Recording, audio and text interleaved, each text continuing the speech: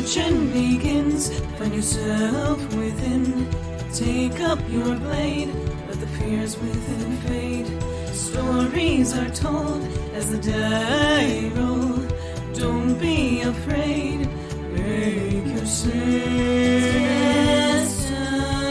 destiny will find you in me. Friends at your side, may the group with pride. Try as you might, you now live to fight. Monster nor foe can fill you with woe. Enemies in sight, it's time to roll dice. Roll for initiative. Check, please. Welcome to Check Please, the D&D podcast. Last time, the party made their way to the town of Hassisi and located a person who was, well, I guess you were guided to them by the gods. But this person is interested in traveling to a remote location in the shimmering dunes to the northwest in Sejun. Apparently there's some sort of old temple there that is of great interest to this archaeologist. But the archaeologist needed some extra muscle because, stuff like that is dangerous oftentimes. And your group sort of just showed up and was like, hey, it us, right? Yeah, we're going there now. Let's do it. Yeah. And she was like, wow, I'm a mean bitch. A little bit. She's like, no, fuck you. Let's go. Yes. So naturally, Kurla loved her immediately. And also we decided that this was a combination of Vera and Lovette. Was that name Syad? Dr. Syad. Yeah, Dr. Syad. My God, I remembered something. Yeah. Very good. Good job. Lore master. Lore master. The wiki remembers it so I don't have to. Petravian got some cool, fun information. Yeah.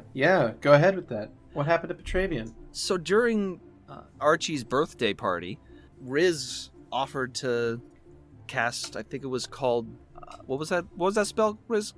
Who's Riz? I'm a person over here, bitch. Ooh, shit. What was that spell, Riz. Keni? It was discern next of kin. Discern next of kin.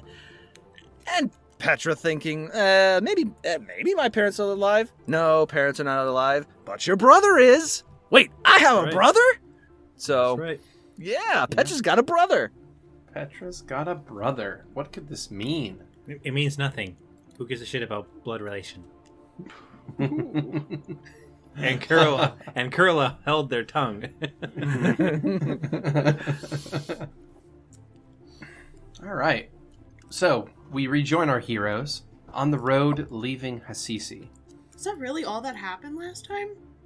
Well, we also decided not to kill an entire village of people. That's how it true. started. That was We the called end up- of the third of the session. Yeah, we called up Karis to send somebody to keep an eye on them. Speaking of which, it's been a few weeks on the road, right, to get here. Has anyone checked in with... I should really ask this in character. Yeah, let's do that. Let's save that for the in-game here, shall we? Yeah. So, you guys are leaving Hassisi. Your collection of wagons are moving west on this western road out of town.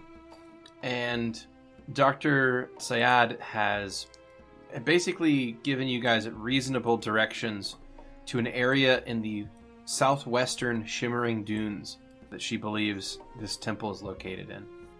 Do we need a survival at all? Yeah, I'll take a survival check for the first leg of the journey. Ooh, that is a 19, which is a nat 1. Okay, so Yikes. Still 19. yeah, it's not great, but yeah, you're fine. You did Yeah, it. you're on the road, so there's no real problems here. Or is there? Dun, dun, dun! Someone has a heat stroke, it's fine. Oh my god. I'm an old person. You can't just say that. It's not Petra. Petra's all breezy now. Oh boy. Ew. Why Hey, do you it can this hate. way? That's why I got it. You can hate. Petravian, put on your fucking pants. It wasn't just me. I thought I was hallucinating. Oh. If not for us, do it for fucking Chisel. Yeah. You're not hallucinating. You saw what you saw. Petravian, I promise you. I've seen your junk once. I really don't want to see it again. I'm good. What? So, pants, please. Did you need to use a microscope or? Whoa! Whoa! Oh, whoa, whoa. Whoa! I'm sorry. Whoa! Whoa! Ow! Low Dude! hanging fruit. Ow! Bringing it back. Bringing it back. That Well was a done. cheap shot, Petray. I apologize. But Kurla wouldn't. Oh, shit! It's true. Woo! That was So impressive. anyway, Continue. so the wagon train of yours is heading west on that road out of town. Is there anything you would like to do along the way?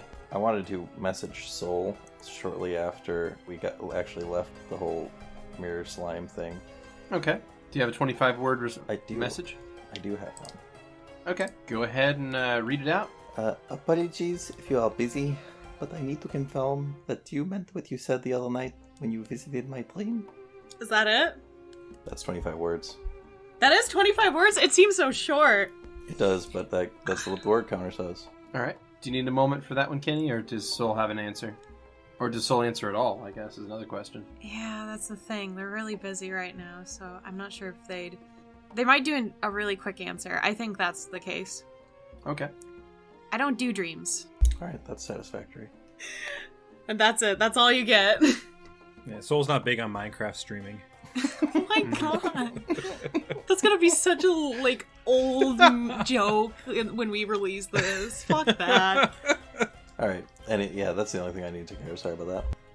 At some point, Kurla will ask, so have we heard from the person that we were going to get to look in on that town? That was Lovette's thing. What happened with all that anyways? Oh, well, I haven't gotten any info from them. I don't know who Callie sent, so I can't contact them directly. I guess. But I could message Hal. Probably be sensible. Alright, y'all. Alright, can we draft up another message real quick? You got it. I get from an out-of-character perspective, it's, kind of done and dusted, that particular side quest, but within character, I think we'd check on wanna it at know. least once. Oh, absolutely. No, that's totally fine. So, as you guys are traveling west out of town, the good doctor is going to be sitting on the, what do we call it? The bone zone? Oh no. And, Yes. and is basically just like looking through a couple of books they brought with them and like checking over something and scribbling like notes to herself on a pad. From time to time, Riz will just wave, since they're directly behind the carriage. They'll just wave at her. Where does everyone else sit, right, with the current layout? It's Riz and Kurla on the Vardo. Right. Yep. And I think it's Petra and Vera both on the front of the other cart, correct? I thought Petra rode Chisel. Yeah, but then depends. last session he didn't seem to be. He said he was going to start writing, if I remember right, maybe I'm wrong. Yeah, Oh, he Petra's, did, Petra's riding with switching between riding on Chisel and riding on a cart. Where is he currently? On the cart. Okay, then yeah, I guess Lovette's back. No one goes inside the carriage anymore, I see. Oh, definitely. Lovette will not ride inside that carriage if she can help it. It's the only Like one a she's carriage comfortable of in, sin. allowed in. Sex is not sin! Stop it! That being What? said, though, we are in a desert, so it's probably a lot nicer inside the It's carriage. because That's the true. bees. It's Dry not because heat. the fucking. Oh, I know. I hear you. Mm-hmm. It's full of bees. But they're friendly There's bees. only a few of them. You know. I mean, I'm dragging you. I'm just saying this sinful thing. I don't give a shit about. It's the bees that make me uncomfortable. Maybe a dozen times 5 tops. Mm-hmm. Okay. Look, Vera has distinctly used the bees in that cart to specifically antagonize Lovette, so she does not really like being in there. So, Riz will be waving at you too, then, from time to time. So the doctor will look up. What? What is it? What? That nothing. Just Hello! them. I hope you're well. We have water if you need it. What are you saying, Riz? We have water if you need it! No shit. We have plenty of water. I'm talking to the doctor! Then why are you yelling? Because you asked me what I was saying. So are you like a general historian, or is this area your expertise? This is my area of expertise, but I would consider myself a historian of lots of different things. But Serpente's history and Set temples are more of my passion. Really, why is that? Well, don't you find it strange that there are no primal gods left? That there were so many and now there Riz are just none? coughs. You might be a little surprised. Well, there aren't as plentiful as they used to be, according to the records. It's That's almost not as if every single race had their own primal god. And now they're almost entirely extinct. And I believe that it has to do with Set. Because Set's iconography changed. She takes this tome that she has on her lap, and she kind of tilts it to where you can see the pages as well. And she'll flip to some of the pages, and she'll say, see, this was an inscription taken from a temple some 14,000 years ago. And you can see here that the symbol of Set is one of a snake going up and to the right, and then up and to the left, and then up and to the right. But then if you look on this inscription, she flips it a couple pages forward, this temple was built about 4,000 years later than that, and you can see the symbol has changed, and now it's a curling snake. Oh, yeah. You can see there's much more detail in the holy symbols here. But then it gets very interesting, and she flips a few more pages. At this point, Set is rendered with wings. How do you suppose a snake gets wings? I know. I'd rather not think about it. That sounds really terrifying. I mean, I guess you kind of are inclined to. But Well, it's around this time, though, that the other primal gods began to disappear. But yet Set's iconography changed, and none of the other ones did. Which is why I believe Set is the key to understanding the history of the primal gods. And what do history entails? I think you'll unlock. Well, that remains to be seen. I have a hypothesis, of course, but I want it to be tested in the field. Care to share this hypothesis? Not just yet. Fair And the enough. off chance that it's wrong, I'd rather keep my embarrassment to myself. Well, you don't have anything to be embarrassed about. I assume that this is a normal level conversation, so I wouldn't be able to hear it. It's on the other side of the cart. Yeah, it's on the I other side of the imagine card, so Lovette is if you want to shouting. make a perception check, you might be able to pick it up. Depends on your perception. We'll see. I'll set it as a DC Pointy 25. ears. Just a 24. Not the greatest. I thought that was Yeah. good. Yeah, it's pretty good, but here in a normal volume conversation, facing away from you on the other side of the cart, Yeah. not quite enough. Okay, well, so anyway, Dr. Syad voices a basic history of Set's iconography and how Set's holy symbol changed over time, and this, whatever that means, whatever that entails, who knows? What could that signify? But anyway, once she's finished explaining that to you, she'll go back to her notes unless you have any other questions. This Lovette will express general interest, but nothing that we. Not going to give her the clues to her entire research. I mean, I'm trying to remember if we were explicitly told not to or not, and I can't remember. We were not? We weren't told not to tell people. And I can't remember if we knew in character or not either. And I was like, am I metagaming if I bring that up? I'm scared We to say know that. we know that the primal gods had a battle with Set on that island, and I think that Riz most of them told you died. guys that he was eating them. I can't remember. I thought we just got like a really vague thing from the Guardian that they were like, don't No, tell Riz was people explaining because I got like a nat 20 on Right. I my remember history that. check or religion check. So there was a lot that I got from. Oh, well, then I might. that. Yeah, I probably would. So have you met any serpentes yourself? In passing, only a few times. They're an enigmatic people. They always seem to be keeping secrets. Don't disagree with it. Pretty mysterious. But the secrets Maybe I could out. spend more time around one and really study them. Learn so much from them. well, about that, we actually ran across one a little while back, Mhm. and she had a hypothesis of her own on this whole thing that you're talking about. So there's this running theory that Set has consumed the other gods and then got their power, and there was a battle with a big tooth and a bee. Uh-huh. A big tooth and a bee. Well, her part was maybe not involved. The bee would be Mellifera. It's correct. And that primal god died a long time ago. Uh-oh. Or at least the records of it have been spotty at best. Yeah, that's maybe more what I know. Maybe side note, a friend up driving the cart in the front is kind of a worshipper of Melifra, so I probably just keep that in mind to speak on. I don't know if that's the thing that you're going to care about to begin with, but... The doctor gives you a look of just slight confusion. Have I said something insulting toward their I don't think about so. their I'm not a religion? faithful gnome. The people get really touchy about their faith. I'm very religious. Yes, we know. That's very nice. I'm not. I don't know if it would be an issue. I'm just saying, if you think that you wouldn't say something about somebody's god, then that might apply. See, well, I'll do my best to not offend anyone's religion then. Okay, so we can ask. But it's an interesting hypothesis, and it shares some details with mine as well.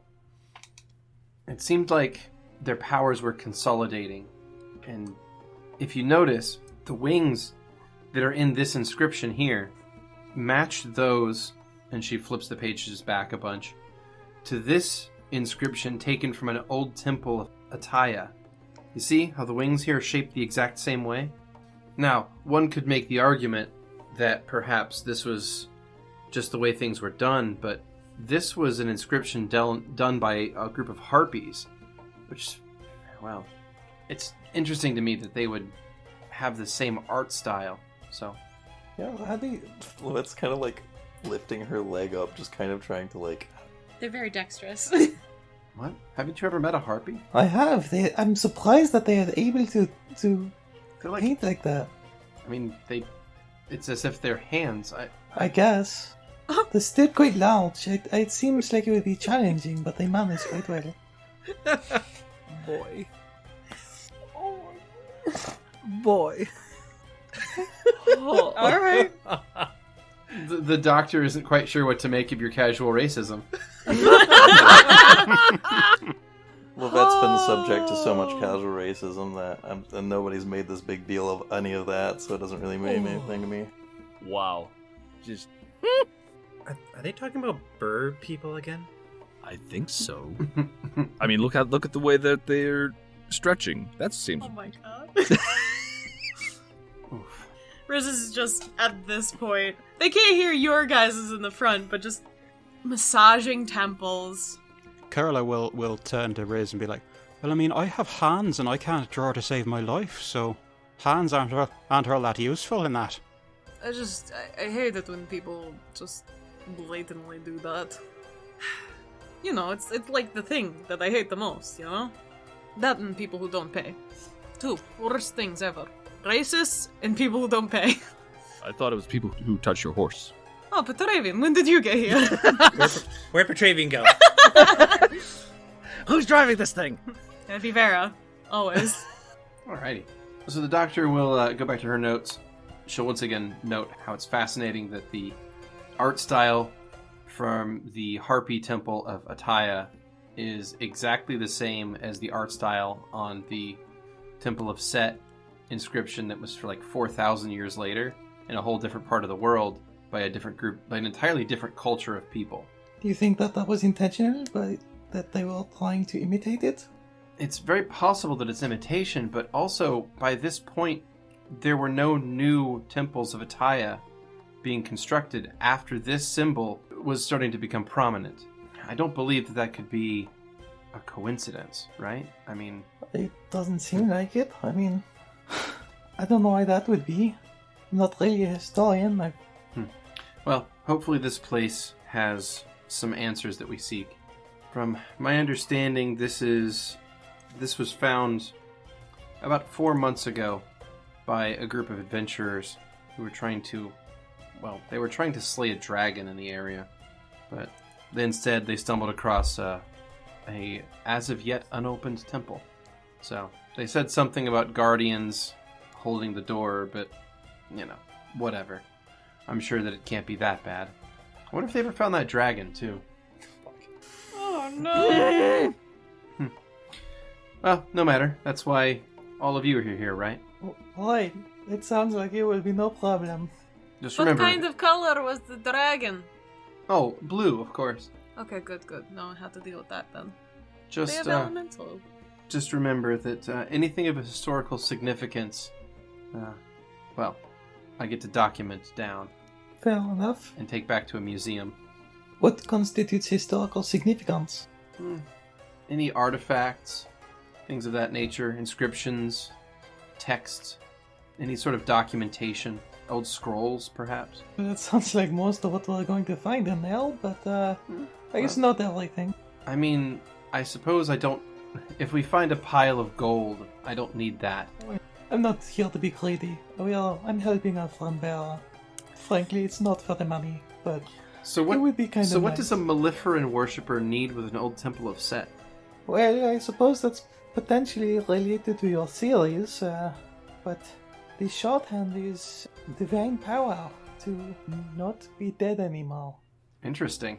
So your Malefera worshipping friend up there is interested in getting some divine power from this place and using it to bring their god back to life? He's very devout, Well, I suppose that's something to be admired then. most of the time. My understanding is that Malefera was a misunderstood god, but ultimately meant well. I would So- agree with that. She does seem very... Shut up. I was like, oh no, you stopped your sentence on the wrong word. She does seem everyone's best interesting. And I suppose I wish your friend luck. Well, hopefully we got more than luck to work with here. Between your expertise and our muscle. What will flex? Wow, that is impressive. Mm-hmm.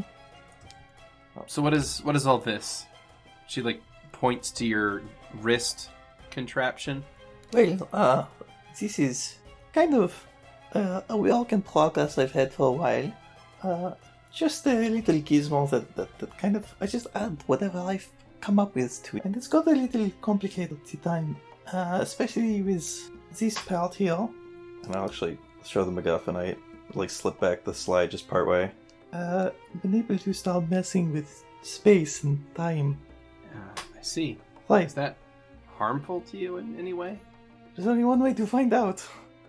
I don't Yikes. know. I don't think there's any studies on the... Well, you're a fellow woman of science, you understand. Someone has to take the first plunge. Well, just take good notes. The best. Or the best I can manage. Would you like to see my demonic sigils? 'Cause I open up. I'll keep those parts myself. Alright. Well, the doctor then will nod to that and kind of go back to between her notes and making light conversation with you. Unless you have anything else you'd like to ask about specifically. No. Although Lovette does warm up to her quite a lot. Just being there's details of her that of herself she sees in this person, and a lot of features of Moira. Alrighty. So in that case, party will continue on the road. Anyone else have anything they're going to do during the journey? Vera's just going to continue procuring the water that's needed and everything, keeping people fed, and trying to guide the cart as best they can. You got it. Kurla will basically keep to themselves because the heat is not agreeing with them, but they will do their rounds every evening just to make sure everyone is still in decent health and do any healing that's needed. Okay. So it's essentially it's a 3-day journey to the point where the good doctor suggests that you turn to the west. So I'm going to go ahead and knock 3 days into the future here. Wow, the future. Yes. All right. So it's the 31st of May, and you all find yourselves on the road 120 miles northwest of Hasisi. And you are now on a sandy track, basically. There's dunes stretching out in all directions. From where you are, you can see the edge of the end of a mountain range to your right. And to the west is just an endless plain of rolling sand dunes. Your eyes, you think there's tricks being played on them. And all the rippling heat waves coming off the sand keeps making you think you see things in the distance. But then when you focus on it, there's nothing there. It's a little bit off-putting. Any things in particular? Like cities, you think you see a town or maybe a wizard's tower. Ooh. Sometimes you think you see like another caravan out in the dunes, but then a few minutes later the shimmering will just change, and then you don't see that. So it's definitely, you understand why this place has the name that it has, like why they called this place the Shimmering Dunes, because it can get very confusing out there, and you're about to go into it off this road that you're on. Oof. I love it. I'm burning out here. Well, that's unfortunate. Did you ever answer Kurla's question about checking in on the person you asked for help for that village we passed? You know, the ones with the mimics or the slimes or the oozes, I can't remember. Working on it. Been a little busy. Yeah, I took care of that. Okay. How's the village going then? I don't know. I'm gonna have to finish sending, but I would have sent it then. We just, skipped a lot of time. Mm-hmm. Yeah, we can shorthand that. So you send off a sending spell to Karis asking for a status on that town of Holbrook, right? Yes. Okay. So your response is something to the tune of, "Hey, Lovette, things are pretty normal there from what I understand. A spy showed up, checked it out for about a week, and then left. Apparently they make good food." Yeah, she said they're good. Well, that's wonderful then. They're doing See, fine. Kurla, it's fine. Right, well, that's good to hear. It's always worth checking on these things. We did take a little bit of a risk, so... Well, let's keep them traveling then. Yeah, do you need any rolls or anything? I will need some rolls, yeah. So the first leg of the journey is done, and you guys are about to turn and go off-road. So this is going to be much more difficult both on the navigation and also on the wagons themselves. So I would like a survival check from Vera to lead Alright. this group out into the dunes. That's a 35. Nice. Very nice. Okay, so make good time. Alright, and it is a 4-day journey across the dunes. Let me roll something here. Alright. I'd like everyone to make a perception check, because on the Ooh. third day... He something rose is- again. I'm sorry. I'm so sorry. And also with you. Alright. That is a 34 for Vera. Archie got a 16, and Lovette got a 15. Risen got a 31. Vera got a 34. Nice. Doing hot today. Petra got a 10. It's too bright. And Kurla got a 25. Alrighty. So, Kurla, Vera, Risen, the three of you notice something. What? The usual. Oh, the usual, yeah. Those who have the huge bonuses to perception. As you guys are traveling across these dunes, you've seen a great many things that, like I said, seem to be hallucinations, but then within about 5 seconds, the rippling heat waves change and it looks like something else. And you get the feeling that, they're normally, these things are hallucinations or just, tricks being played on your eyes from the heat waves. But on the third day, you see something that you think is legit. You see a figure moving across the sky, a great beast with blue wings flapping. You believe you see a blue dragon moving across the sky. Like a real one? Yeah, like a real one. I don't like that. Okay, just based on what I know about non-chromatic dragons, they're usually evil. Could I do a dungeoneering check just to Love understand chromatic them a dragons. little bit more? Oh, Yeah, sure. chromatic? I'm sorry. Yeah. I keep thinking chromatic as like chrome, and I keep thinking it means metallic. I'm so sorry. No, you're fine. But dungeoneering, correct? Mm-hmm. Okay. Yep. Not my best rolls, but... Oh, hey, 22, that's not terrible. Pretty good. Since Kurla rolled perception high enough to see it, could I also roll dungeoneering to see if Kurla happens to know anything? Yeah, that's fine. That is a 17. 17 and a 22. Okay, so what you guys know of blue dragons is that they live in deserts, they enjoy extremely hot climates, and they typically have a lightning breath instead of a fire breath like a red dragon would. There's this lightning that they breathe out of their mouth in like a long line. And you also know that they are very territorial, like most chromatic dragons. Uh-oh. Say this out loud to us. What's their weakness? They don't have one. Okay. We'll throw Kurla's- rocks at it. That's the opposite of lightning. Kurla's just going to sort of nudge Riz and say, Right, you see that too, right? It's not Very... not just a heat haze hallucination thing. No, I'm pretty sure that one's real this time. We Yo might be in- fuckers! Yeah, we might be in a little bit of trouble. Dragon up ahead, just so you know, in the What? sky. A dragon? Where? Please stop being loud, Lovette. What do you think we're going to hide out here in the open? I'm just letting you know, don't bring attention to us. Tell Vera. Just prepare. I can see it. Riz doesn't that's know true. that. Done. Well, that's like, I'm like, how do I tell Vera and also not? You may have noticed in like recently that the card has picked up speed. Okay. Yeah, motherfucker. And I just kind of give Archie a nod, like it's about to be game time. Petra's saying, "The hell is what? Vera, what the hell? Why don't you look up, brother? It's too bright. What am I looking at?" Shut. Please be more quiet. It's a dragon, Oh shit! and we have a place to get to. So, do you want to continue watching it as it flies across the sky, or do you want to just focus on the drive? I will tell Petravian, keep an eye on it, alright? You got it. And I'm going to focus on trying to find where to go.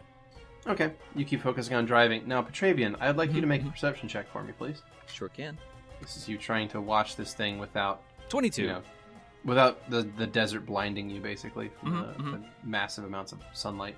So what you see is this dragon is making a lazy circle, basically circling your caravan. Oh, like a vulture? Like a vulture, yeah. No! I Yeah. hate it. I was not Just, even a little just sort of surprised. gliding like off the heat, like the thermal heat, uptakes from these dunes. Mm-hmm. So it's not flapping very much. It's just sort of gliding, just lazily. But it's pretty high up in the air, and it's just kind of wheeling around and around and around Maybe we your could offer it your horses. caravan. Not mine. You can offer your horses. Do Fuck you think this dragon also likes drugs? I don't think we have any unless you guys do. And erotic pterodactyl novels. Yeah, right. All right, so I'm continuing. I'm looking for this. I'm trying to find the Mm-hmm. larder. You got it. I mean, I'll keep an eye on this thing. I'll pull out my crossbow and like keep an eye on it through my scope. But I'm not gonna bother it until it bothers us. We wanted. I mean, like I can't do much until it gets closer anyway. So Hmm. Yeah, it's just like I said. It's just sort of lazily circling your caravan. It's very high up in the air. It just doesn't seem to be interested in confronting you right now. But it's definitely apparent that it knows it knows you're here, right? It's not that does it see us? It's yes, it sees you. But what is it going to do about it? So the third day comes to a close, and the doctor will, once you've circled your wagons and set up your camp for the evening, the doctor will explain that she believes the temple is nearby and you should arrive tomorrow if the location is where it should be based on her research. She didn't notice the dragon, so I don't know if anybody was going to tell her that or not. I was just about to say. Okay. And any information on the dragon circling the place? I saw it too. You're Oh. not crazy. It's definitely up there. Well, hopefully it doesn't attack us in the night or anything. I wouldn't leave that up to hope. I think we're going to have to keep an eye out. I agree. Let's team up. For... All right, I'll take first Alright. watch. All right, so what's the watch order then after Vera? I'm going to assume that's going to be Petra and Vera. Okay. okay. That sound good? Yep. Are we doing 2 or Second. 3 watches? Oh. If we're doing 3 watches, then Archie and Lovette will probably just be their own. Okay, so Vera Petra, Archie Yeah. Lovette, and then Riz Kurla. Riz. Sounds Okay. good. At the beginning of the watch, Petra's gonna cast Greater Magic Weapon because then it'll reset after the rest. Okay. Hey, Beardy. What's up? Since there are groups keeping watch, Riz will sleep tonight. Okay. Oh dear. All right. In that case, Riz, you have a dream. Oh, shit. They were just like, oh, it's fine. You guys are watching the horse. Like, I've traveled with you for, like, several months now. It's fine. These people are concerning. Yeah. But, like, they know if they touched my horse, I'd kill them. Mm-hmm. I mean, they've admitted to you that they've killed people of You just kill small people in front of transgressions. us. Like, Yeah. Without really Yeah. being concerned about it. yeah, you don't have to have said anything. We've seen it. We're there. Preaching to the choir. Yeah, baby. So I have a dream. So yeah. Anyway, so Riz, you go to sleep that night. Yeah. And you're going to have a dream. So I'm going to pull you into a side room. Oh, Bye. okay. Tell me. Okay. So Riz, you wake up, or you come to your senses in this dream, and you are in a beautiful villa. Ooh. You've never seen this place before, but it feels familiar. Okay. It's white marble with like these orange terracotta tile roofs. How lovely. It looks very Mediterranean earth, right? Looks very Greek villa or Roman villa. I love terracotta roof. Yeah, I just think it's pretty. it is pretty. And it's all open air. It's beautiful out, but instead of like a cliff view over an ocean, you like the windows and villa opens up to what looks like a starscape and nebulas that twist into infinity in all directions. This sounds very familiar to me as a player right now, and I don't like that feeling. Uh-oh. Okay. You see the stars and nebulas actually end up, if you look at them all as a whole, the pattern of them are a great spiral that goes off into a central point in one part of the sky. But basically all the lights and nebula sort of just twist around in this great spiral that goes off into infinity. And even though you've never seen this place before, it definitely feels familiar Okay. somehow. Can I explore this place? Yeah, you get up and you start to walk around. And one thing you notice like immediately is that you're wearing what's essentially a toga. Like you're wearing like a flowy kind of simple cloth garment. That's not good. Okay. Is there anyone here? You look around and you don't see anyone at first. Do I even look like me? You have lavender skin. And so you look as you think you should, but Okay. you don't have a hand mirror. It's just from what you can look at, like your hands and arms. No, that's in the not dream world for my hand mirror. Mm-hmm. Okay. Yeah, I'll just keep going around this house, this Yeah. villa, and look for nice, someone. wide open villa that's sort of seems to be on an island of sorts.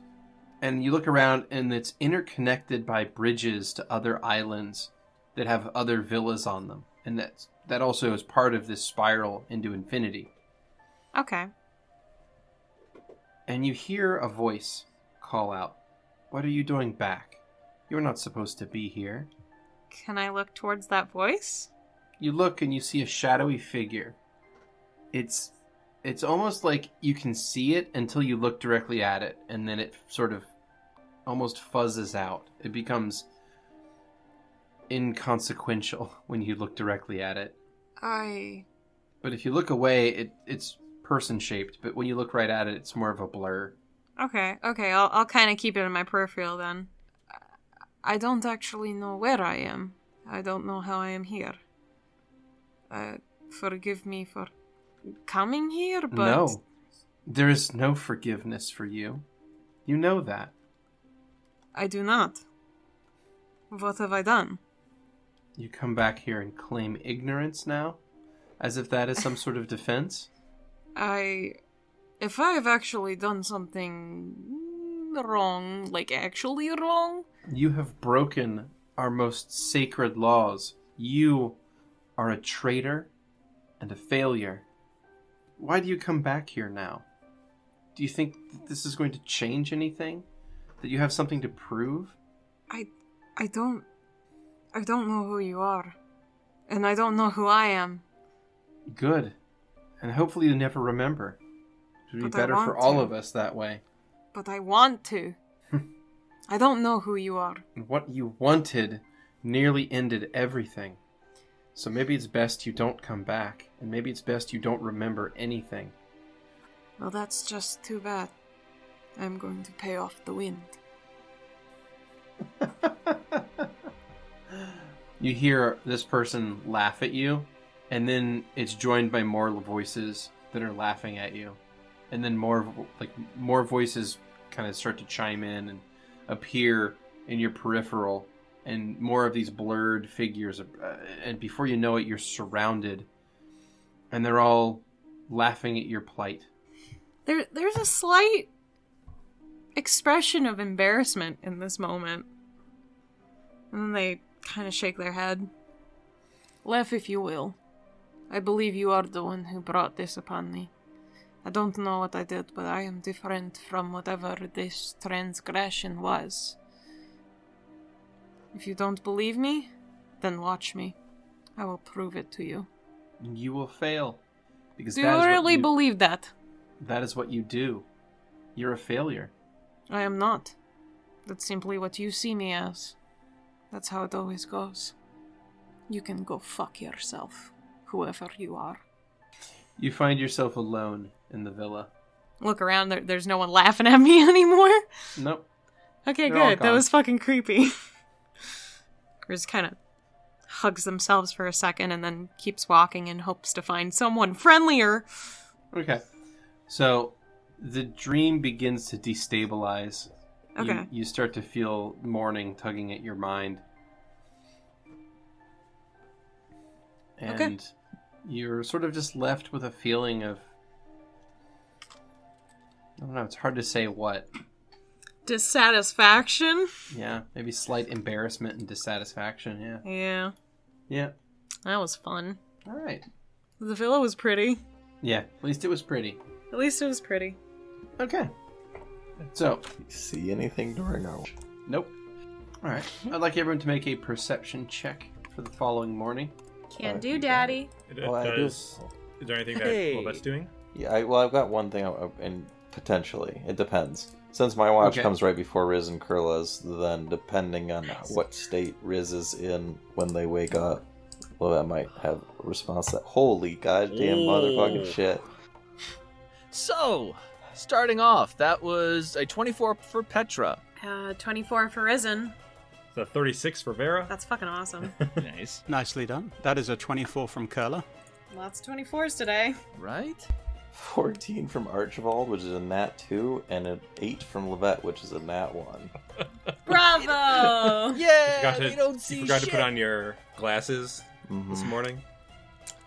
Hot. It's hot outside. Yeah. No. Rizzo's just quiet and gets up after their dream, so there's Okay. nothing really to be spoken of that. Well, I'm gonna... Can I roll sense motive? Sure.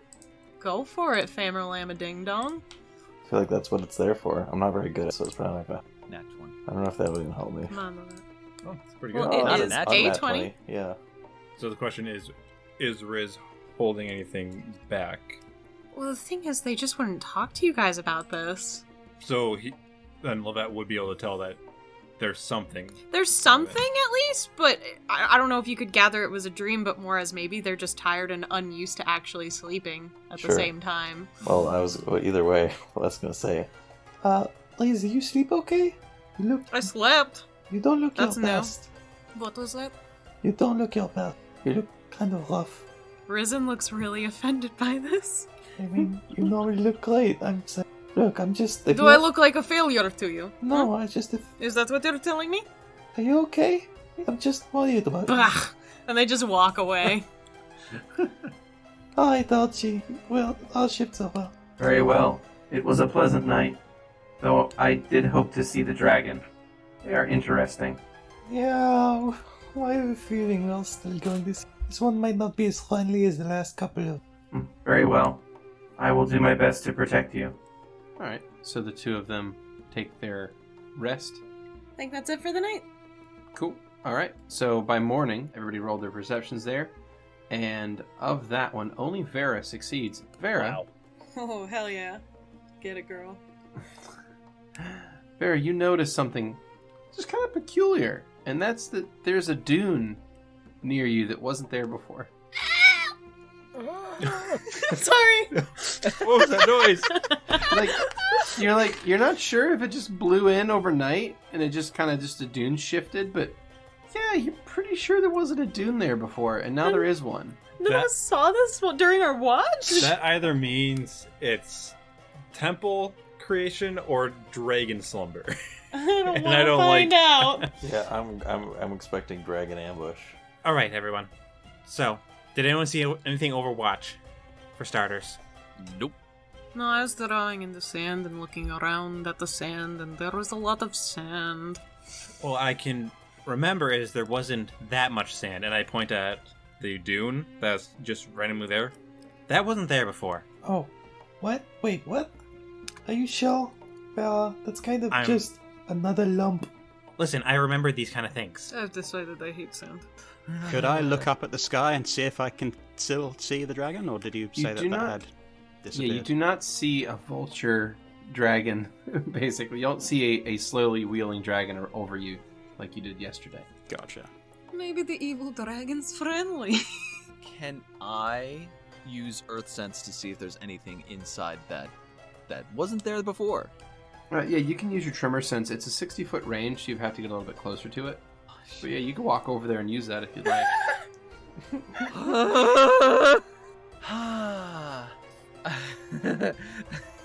Oh, yay, bad decisions. Petra is going to try to inch as close as he can. Like, not as close as Is he he... Like, explaining why he's doing this, or does he just start walking over towards the... Petra leans to Vera and asks, I need to see if I can flip there's anything inside there. I'm gonna have to get a little closer, though. I mean, if you can do it safely, just don't get too close, all right? So Petra will inch as close as he needs to be to see if there's something inside that dune. And he will close his eyes and use his earth sensibility. All right. So you get close enough to where the dune is within 60 feet of you. You focus your mind and you use your earth sense, and you feel out into the ground, from your feet, and you sort of feel connected to the earth for a moment. And what you notice is that's no dune. Inside that is, in fact, appears to be a pretty honkin' big dragon. Okay. So Petra, after calmly opens his eyes, backs ever so gingerly, and calmly says to Vera, "There's a fucking dragon inside that dune." Like, just paleness just goes over Vera. Just sitting there? Doing what? All right, everybody, let's get on our carts Very quietly. and get the hells out of here Yes, that sounds good. as nicely as possible. Get on the cart. And, like, Vera's just gonna, like, kind of, like, skip over, like, in, like, the trying not to make too much noise on the sand kind of way. Yeah. Gonna hop on the cart. Kurla is going to walk without rhythm towards the Vardo and clamber up onto it, making as little noise as possible. While All right. walking back to the Vardo, they're making a star symbol on their chest with circles. As if one were doing a cross on themselves. But it's a star. It's like, oh my god, Galugia, please. Not today. Please. All right, so you all calmly and carefully get back on your wagons, and you take off and you start traveling more toward your goal. And as you do, if anybody wants to look back at that dune, I would love to. I would make love a perception check, please. That's a nat 20, to. 38. No, oh my god, you're doing God. great today. Wow, 28 for good me. for you! That is a Yeah. 34 for Kurla. Nice. That is a nat 1 for Petra. It's a 28 That is a- from Archie and a 21. Petravian's just eyes forward. Yeah, He's like, not I'm looking looking, back. I swear. So what you notice, basically everyone but Petravian, you all notice that dune sink down into the ground and disappear. I hate this book. I don't think we made the right choice there. I feel like we should have gotten a drop on that thing. I give a little like whip to the reins. It's like, come on, let's keep going. And at this point, Riz is making a shield symbol on their chest now. Petra's gonna cast again greater magic weapon, just in case. All right. So you're not sure where it went, but it's definitely underground, and you're not sure how fast they can burrow, but you're not really wanting to test the limits of it. So you guys continue to increase your speed. I'd like a survival check, please, from Vera. Will do. Come on. Boy. Come on, girl, you got this. That's a Nice. 26. Nice. Boom. Very nice. Rolling over a 4, I'm so proud of you. You're getting over 4 every time. Happy about it. All right. So, after a little ways, so we'll go ahead and advance time by about 3 hours. You have not been attacked by a dragon. And Always things nice. are looking up, right? Things are looking up. Or in this case, we're looking down at the ground Yeah. where the dragon's going to attack us. Just keep that tremor sense ready, Petravian. Just You keep got it it. ready. Freaking tremors. Fucking hate this. I fucking hate this. I fucking hate this. Ugh. I really do, honestly. And the word course. So, Oh boy.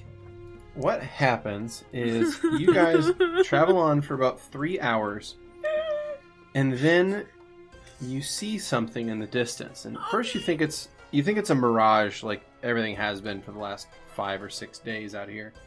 And then as you get closer, you realize it is definitely something there. There is something sticking up out of the sand ahead of you. The doctor is like standing up on the Bone Zone seat, watching, like staring straight out over top of the caravan, or over top of the carriage. And she calls out, "That's it. That has to be it."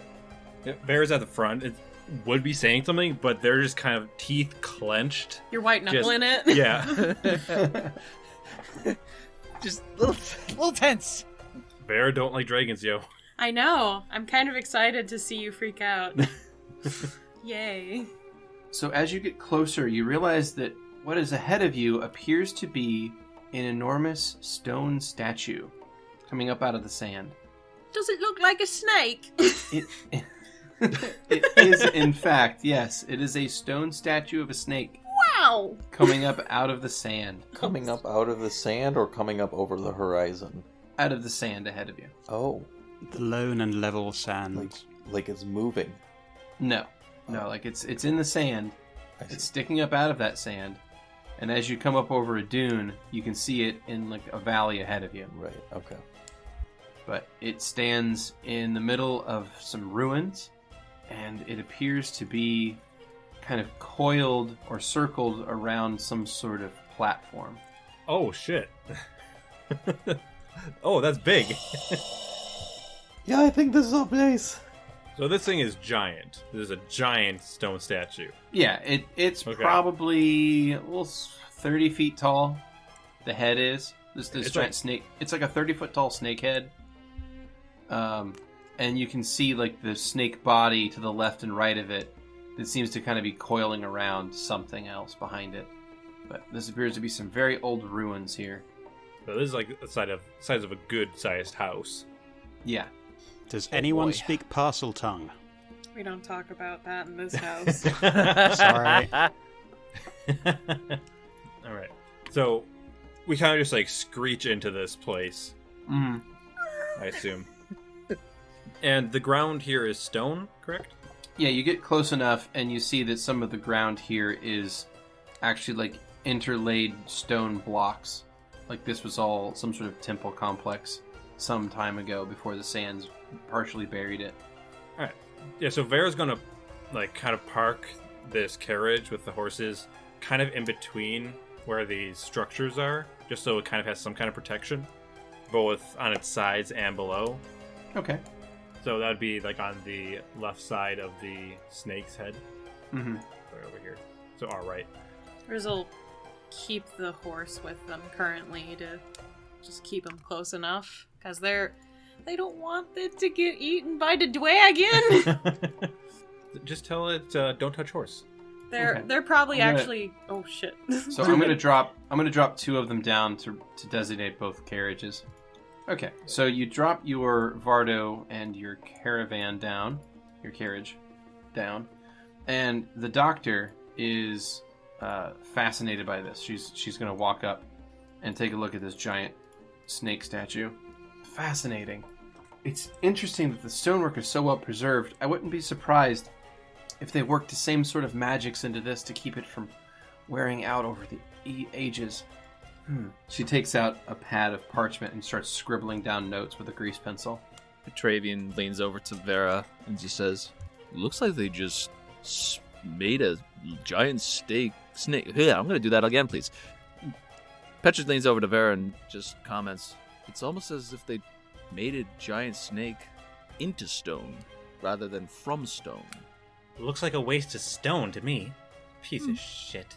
Well, I mean, you gotta appreciate the artistry, though. This thing, killed a bunch of gods. Yeah, I know, but it's still objectively impressive.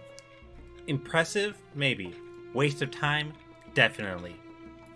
Agreed. Vera, do you get a sense from energy here for the circulator ring? I mean, I don't feel energies. Oh. But I could see if Melly can feel anything. Go and for I'll, it. hit the staff onto the ground. Sister, can you by any chance sense any kind of divine energy here? All right, This appears so to be the place. You strike your staff on the ground and focus in to hear mellifera, but instead of hearing the cacophony of chaotic voices sort of speaking partially in unison and with a background of bees buzzing, you instead hear snakes. You hear the hissing of snakes. This place is coming down. Coming down? What happened? What did you hear? This is not a good place. Whatever it is that's here is interfering with our connection to Mellifera. The doctor looks over at you. Now let's not get too hasty. There could be some very important historical documents here. Oh yeah, we'll be sure to take them. But who cares about the place? Come on, let's look around, see what we can find. I mean, it is of significant historical importance. At least, probably is. Gesturing to the giant stone snake head. They don't just put this on everything. Maybe, Val, we can neutralize the bad magic and also keep the place in. The more fire, the better. Fire's fine. It shouldn't damage the stonework. And I'd like to inspect the stonework and the not with a stonework knowledge, just in general, if I can see anything detail-wise. Yeah, I mean, the snake's well carved. It definitely looks like it hasn't eroded at all from the ages. It's in perfect condition. Like a stonemason just finished chiseling it. My eye starts to glow, and I'd like to stare at this snake. Alright, you stare at it with your detect magic ability activated, and it is in fact enchanted. You believe it's enchanted with preservation magics to keep it from ever breaking down. Preservation. So, waste of stone and waste of magic. What a shocker. Kurla's gonna look like they're trying to find a diplomatic way of phrasing this as they turn to Vera. So, if you can't talk to your god, do you think that means your powers are gonna be impacted if we go in there? Vera's going to look at their hand, and I'd like to try to summon a swarm. Okay, go ahead and use your summon swarm ability. Alright. Before we get too far, I'm also going to cast Mage Armor on myself and Dr. Sayat. Okay. Actually, just because it's not something super big, I'm going to actually take out a beetle, and I like to engorge it with good beetle, just so I'm not using a bigger spell. Sounds good. Oh, is it lunchtime already? Hey, if we can be well rested and fed, the better for us when we actually have to deal with something. Cool, I'll take one. Does it activate? Yeah, so you cast a good beetle, and you're now holding a handful of small beetles that are so swollen that they can no longer walk. Release me from my death! Her divine magic still works here. There's just interference. Right, you understand why I had to ask. It's a good thing to know in case something happened, but looks like we're good. Alright. So, whatever's magic is left over here really doesn't want you to just know the easy answer, eh? Or perhaps it's the fact that it's a large amount of natural magic just here in a large amount. Alright. Where's his petting their horse? Shall we go in? Where's in? And I'm gonna go around this snake head.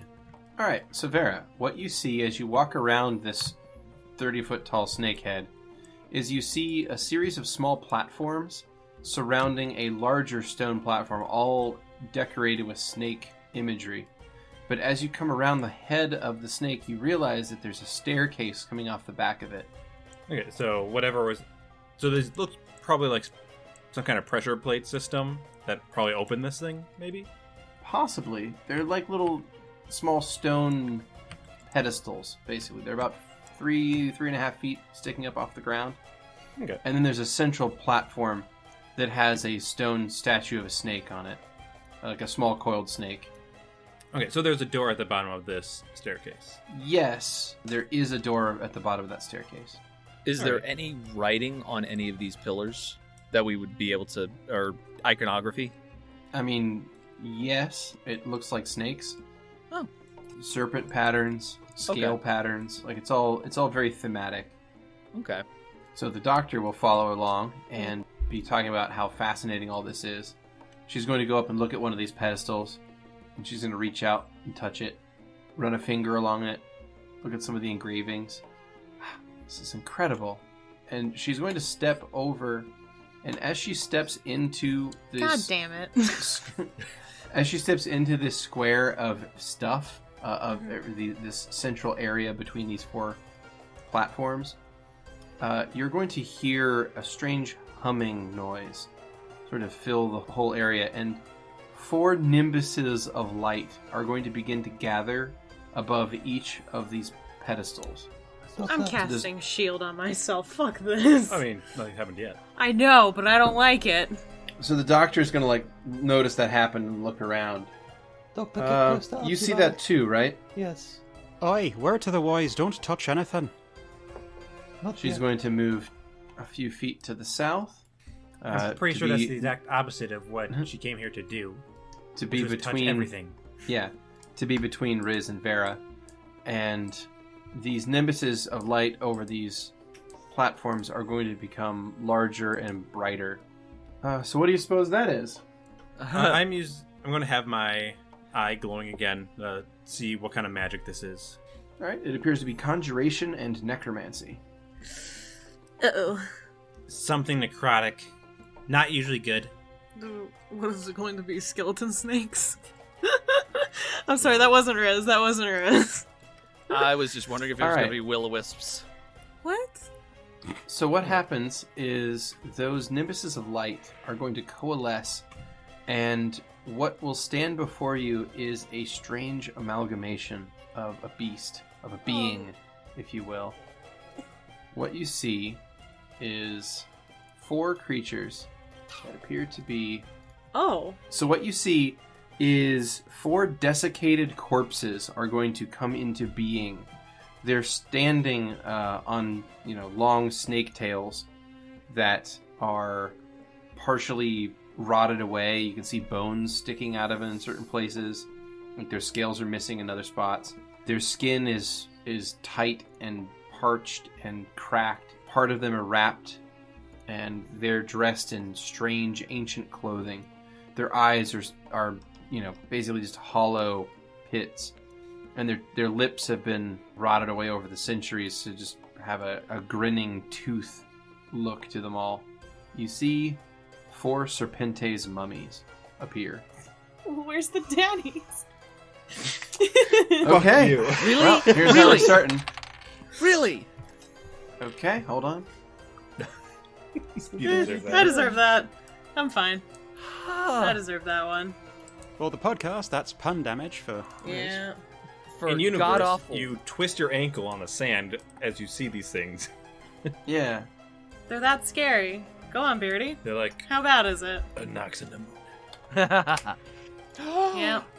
Yeah. Whoa! Seriously? Oh, yeah. Shatter your ankle in half. Whoa! This makes sense mechanically. This is all good. Harsh. Oh yeah, it kept getting worse and worse through season 1, so I'm not really surprised. Riz I'm just not either. happens to have not that much HP, just Yeah, in general. Riz is kind of a squishy character. Glass cannon. So one might yeah, say. yeah, they're a glass cannon. As All we right. talked about in Checkpoint. Yeah. Yeah. The hit new podcast Checkpoint. Talk show. Yeah. It's all the rage. I'm all of a rage. It's causing a lot of rage. All right. Hey, So I'm last. you're not last. I'm last. Fuck. Shit. Am I All able right. to get off a mellifera's boon before this? Would you have been booned before this anyway? Oh, no. I would not have been booned yet. Then no. Okay. All right. So the Serpentes mummies, 3 of them win initiative. So the Serpentes in the southwest, the one closest to Archie, it materializes on this pedestal and just immediately starts slashing with these 4 weapons. Basically, they draw with each of their arms 4 kopeshes and starts slashing them around and just taking it to Archie with quite a lot of blades here. So let's see. Archie's AC is 27, so that is a miss, a critical hit, a miss, and a hit. Shit. Yeah. Boy. All right. Good old Archie. So, first thing that happens is this critical hit. So the Kopesh is going to knock back. Double damage, target is pushed away. So that's fun. So we'll deal with that as well. So here is the critical damage. Archie is struck for 34 damage from that crit, 10 damage from a hit, and 16 damage from a hit. There we go. Actually, it was 16 damage and then 16 damage. Okay. All right, and then Archie is going to get knocked back. Wow. How many feet? Quite a lot, actually. Oh, fuck. Wow. Archie is thrown back 30 feet, basically. So into the next pillar over. Uh-huh. Where the next... Jesus, shit. Okay, where the next Serpentes mummy is going to be up immediately. And full attack Archie. Okay! Told you, you be nice to my boy. So bad news. You built these little things like little bitches? Maybe? Because you gave them 4 swords like I did with Jackie, and we I mean, all know how that works? I mean, there's Serpentes, but the problem is apparently the dice want to roll 20s tonight. Yeah. How many? Uh-huh. So that is a hit, a crit, a hit. Sorry, not a hit. So let's see. A hit, a crit, a miss, a hit, and a crit.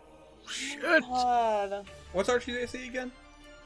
27 right now. I didn't give him mage armor beforehand because I couldn't remember if I can. I can because he has all natural armor, so I should have. That's still better I thought when you give yourself mage armor, he gets it too. Nope. What? Maybe. I've never heard that before.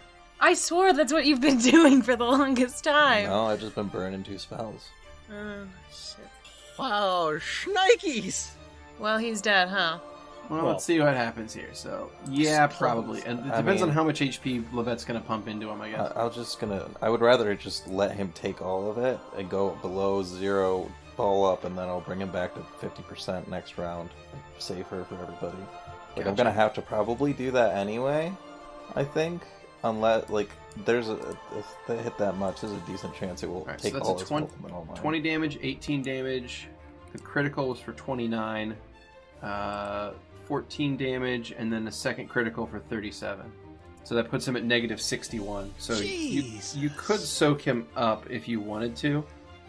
Is anything bad gonna happen if I don't? What do you mean? Other than him balling up, I mean?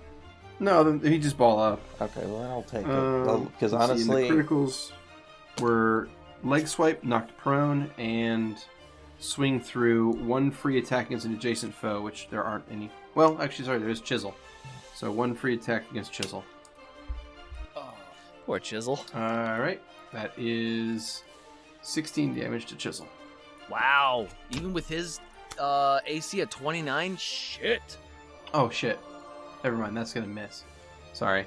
I didn't think his AC was quite that good. Let me refund that. Okay. HP refunded. Yes, the deer has better...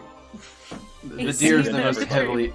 Yeah, the deer is the most heavily armored person in the party right now. I don't understand.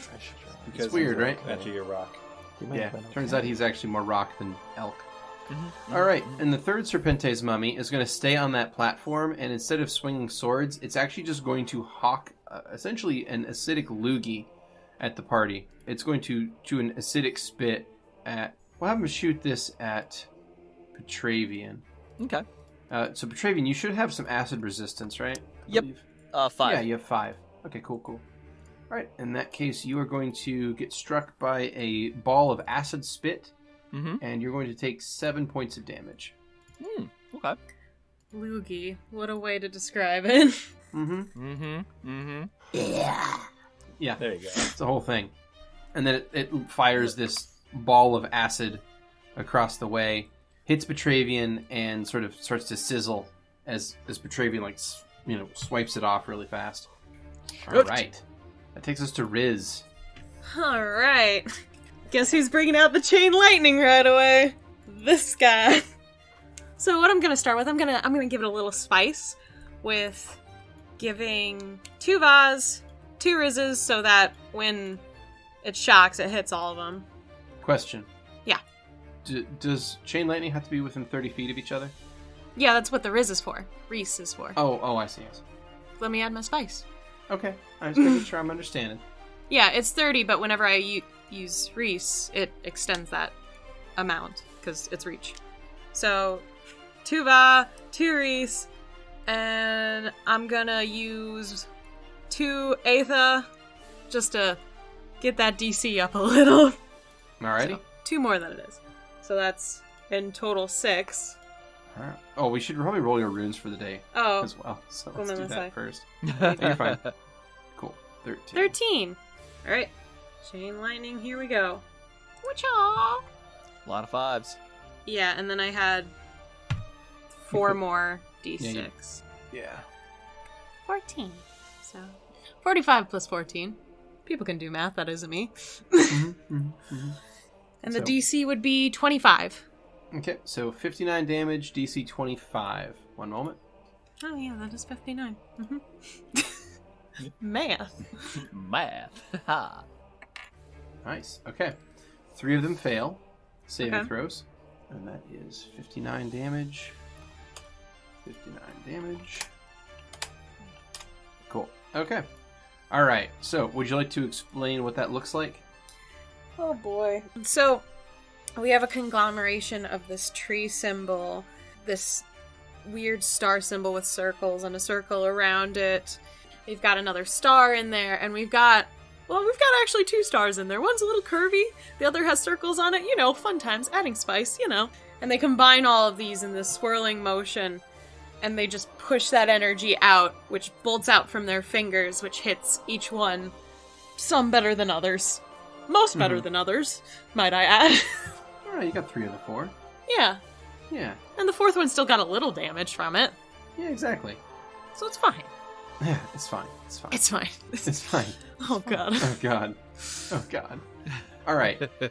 Is your swarm gonna be able to do anything to these guys? It might be able to damage them. Okay. Since they're undead, they'll probably won't be poisoned, but it still might be good amount of damage. Yeah, I kept ball lightning out because I wasn't sure if you'd want to use that. Well, here's the thing: is that I can't hit more than one person. Okay, I'll Sure. use ball lightning then next. Okay. And then I'll just kind of duck behind Kurla because I'm not feeling great. My old age is getting to me. Yeah. So Riz ducks behind Kurla. That ends their turn, and that takes us on to something else. So, Wait, what? Come all right. So Chisel's up. What? I was gonna say, wait, what? I had to do something else real quick. Don't worry about it. Okay, What the okay. fuck? Oh boy! I'd actually like Chisel to delay till after Petra. I would like for Petra to see if these are evil. Sorry, you said you want to delay Chisel? Yes. Okay. Till right after Petra. Cool. All right.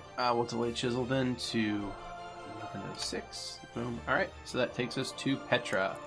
Okay, so I'd like to read these creatures to see if they are evil. Okay. It's a move action to use your detect evil ability. Nice. Okay. Oh, Okay. oh shoot. Wait. But then I can't 5-foot step, can I? Shit. Mm, No. yes, you can technically. Oh. Yay! Okay. Yay! Yeah. As long as it's a Okay. move action that doesn't involve moving your character, as dumb as that sounds. Yeah. No, I then gotcha. You can take a 5-foot step. Then that's what we'll do. Yes! Okay. So you use Detect Evil on the Serpente's mummy to your northeast, Mm-hmm. and it is, in fact, evil. Woo! yes. Smite that bitch! Oh, yes. So, Petra, seeing the aura of evil in these mummy serpentes, is going to cast Smite Evil and take aim at the mummy serpentes to his northeast. Okay. Take a 5-foot stepper. All right. We're gonna use Life's Charge. Okay. So when you submit your attack, be sure to add your bonuses here. So And it is your charisma modifier to attack. So +5 to hit. okay, And it's your level to damage. So that is plus 14. plus 14. So 14 to damage, 5 to hit.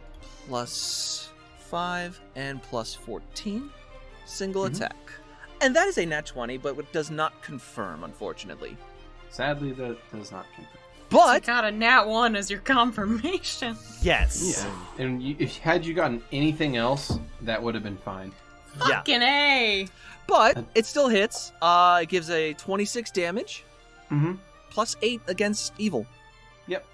Cool. All right. So you strike it for, and the nice thing is this thing does not get any DR for that because you are smiting. Mm-hmm. Holy That's good. man. Kind of. Whack. Okay. Your shot pierces straight through it, and cuts right through its DR, and you did a pretty good slash there. Nice. All right. Chisel. Chisel. Now, oh no, that's one more level up. Rats. Okay, so Chisel, seeing that Petravian's smite did some damage, Chisel's also going to smite against this thing. Sorry, and smite evil and take aim against the Serpentes, and he's going to full attack. So got the hooves. So he has a charisma. Now, what is? Does he have charisma? I So mean, he has no bonus. no bonus. Okay, just making sure. Full attack. So that would be a 28 and a 31. Do either of those hit? A 28 and a 31 both hit. Wonderful. Nice. So that would be a So- 20 to damage and a 21 to damage. So 41 damage from that. Yay! And you also have a gore attack still. And single attack. That is a 33. So that's a 25 to damage. That would be a 25 to damage. Yay! All right. Nice. So Chisel goes in with, well, you know what? I'm just going to go ahead and ask you, would you like to put some spice on those dice? Yes! Yes. Okay. So, watching Archie fly over and get utterly obliterated, both Petra and Chisel take aim at the Serpentes. Petra gives a good sized whap upside the head, and Chisel gives him the 1-2 punch with the hooves, and then rears back and shoves the hole directly into the chest of the mummy Serpentes, and then starts flailing it around and tossing it to the side. Hell yeah! Cool. Great job. So one thing you notice is as soon as it is destroyed, a gold nimbus appears over that central platform. So sort of a gold aura appears over the large central platform. Oh, Right. no. So the doctor's up, and she's gonna just look at this stuff in disbelief and do nothing. I appreciate that. So the last mummy is up, and it is going to fire another acid spit. This one is going to be aimed at Vera. Yeah, that is going to hit. Vera, you are struck for 9 points of acid damage. Alrighty. Sorry, there is a secondary effect on this that I just forgot to roll against Petra. So I'm going to roll this against. I'm going to roll this against Petra real quick, and it passes. So good. That means that we won't have to retroactively do anything nasty to Petra. Okay, so Vera, there is a reflex save on this. Alrighty. Alrighty. Can I make that So reflex? yeah, I'll have you roll it. I'll have you roll it instead of me. Alrighty. Okay, That is a 12, which is that is Horrible. not going to succeed. So you are going to take an ongoing 8 damage until you spend a full round to remove the acid for yourself. What the fuck? how much damage? 8 per round? per round. Okay. It's not that much. In the grand scheme of things, for someone that's level 14, it's not that bad. Boon All up. right, so Maybe get the eye going too. yep. Mm-hmm. All right, so that's the end of its turn. It's going to take us to Kurla. Okay, so immediately I'm gonna turn back towards Riz and see that they are in. I think I broke my ankle. I think don't know you- how it happened. I think you might have broken a little bit more than that. Look how much it's swelling. It's gross. I think it's I'm- oozing too. Kurla's gonna reach out their right hand and just kind of hold it just shy of Riz's shoulder and kind of shoot Riz a look as if to say, may I? Riz will give a gentle nod towards you. Kurla will lay their hand on Riz's shoulder, and they're going to cast Cure Critical Wounds, which is a 4th level. They're going to cast it as a 5th level to make it a swift action instead of a standard. If that's cool, Beardy? Hold on, it doesn't cast it as a level higher. It uses 2 spell slots at that level. Oh, beg pardon, I misread it. Then that's. I'd still like to do that, please. So, laying my hand on Riz's shoulder, I will cast Cure Critical Wounds. I'm going to cast it using my combat healing, which lets me cast it as a swift action instead of a standard. And that should heal for 43. Excellent. Alright, so 43 HP back onto Riz. Alright, that takes 2 spell slots at that level. And you have a move and a standard action left. Okay, as the standard action, I am going to raise both hands. Now that Riz is looking a little bit better, I'm going to raise both hands and point them towards the Mummy Serpentes to my northwest. And I am going to cast Heal at them. So energy, black energy, is going to start suffusing both hands because I'm going to cast Heal, but I'm going to use my meta magic on it to cast it as a ranged instead of a touch.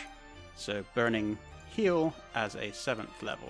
Okay, so that allows you to cast a touch spell as a close range spell. So could you roll a ranged touch for me, please? I would be happy to. Hell yeah. And that's a 12. Yeah, that sadly is not going to be a hit in this case. So that is Shitty going titties. to burn that heal spell. Alright. Well, it's burned. I burned it at 6th and they refunded it and burned it at 7th. Yeah, so that should burn it at a higher level too. Yep. So, yep, that's rough. Alrighty. Worth a shot. At least I got Riz alive again. Yep. You have a move action left. Kurla is going to stay where they are. Alrighty. Vera, you're up. Alright, so Vera lets out this kind of inhuman battle cry as she shifts into the Maleferan form, so our dear doctor gets to watch that body horror happen. Yeah, right next to her. And that's fantastic. As it does, the glow of Vera's eye swirls into this teal color, and as you see the sand hitting past them, you see specks hitting into this thing, and it reveals this field around them that activates when it's getting hit. Mhm. And she just points at this Serpentes mummy that's in front of her, and she's going to feckin' familiar hummel on top of it. Hell yeah. Alrighty. Good stuff. She also takes a step forward as she's casting in order to be in front of Lovette more. Okay. At least someone will stand in front of Lovette. It's never Skrewy's character, but at least someone will. Aww. It never is. What are you awing about? I mean, you're not wrong, but Yeah.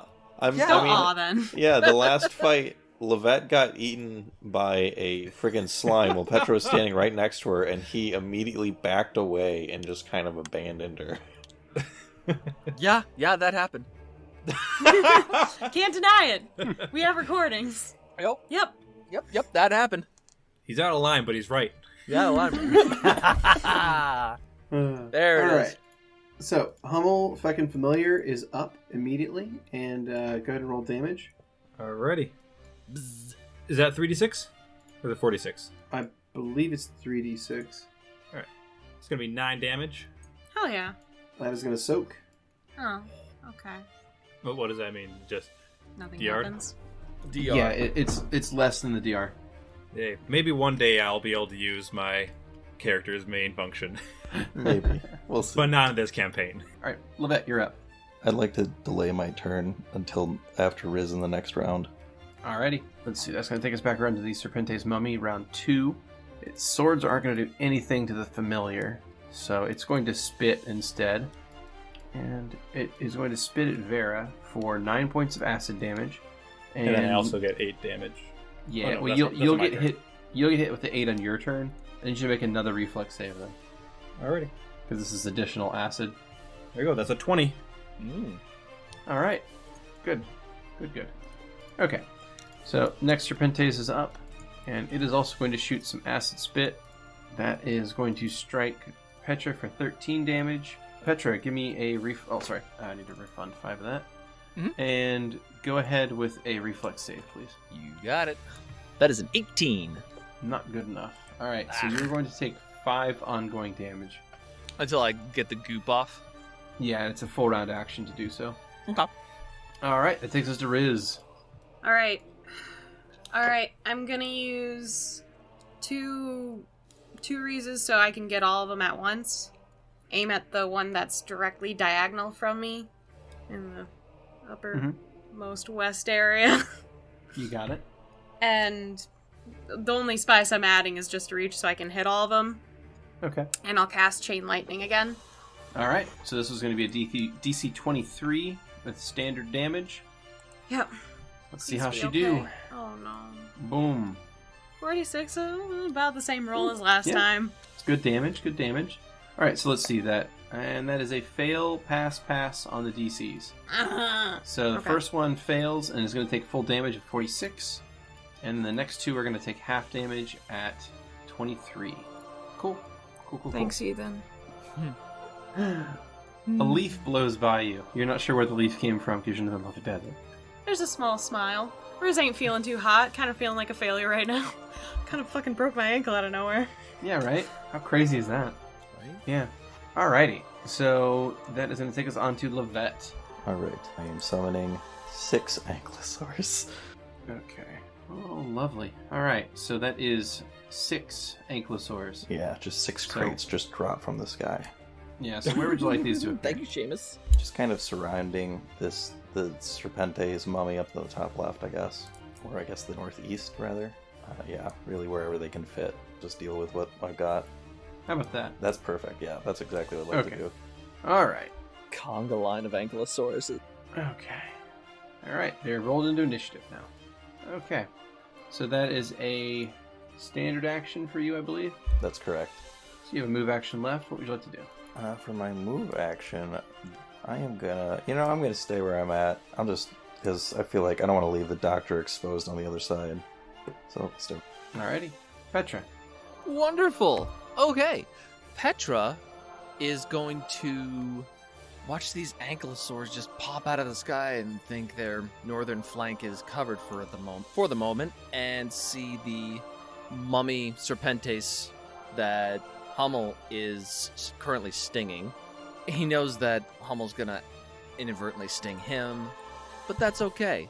So he's gonna charge to attack the mummy Serpentes.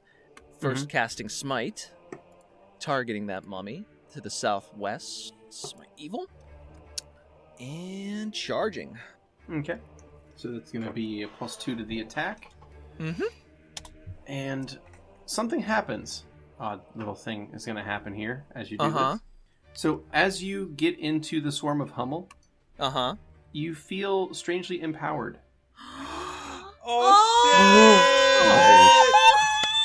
Yay!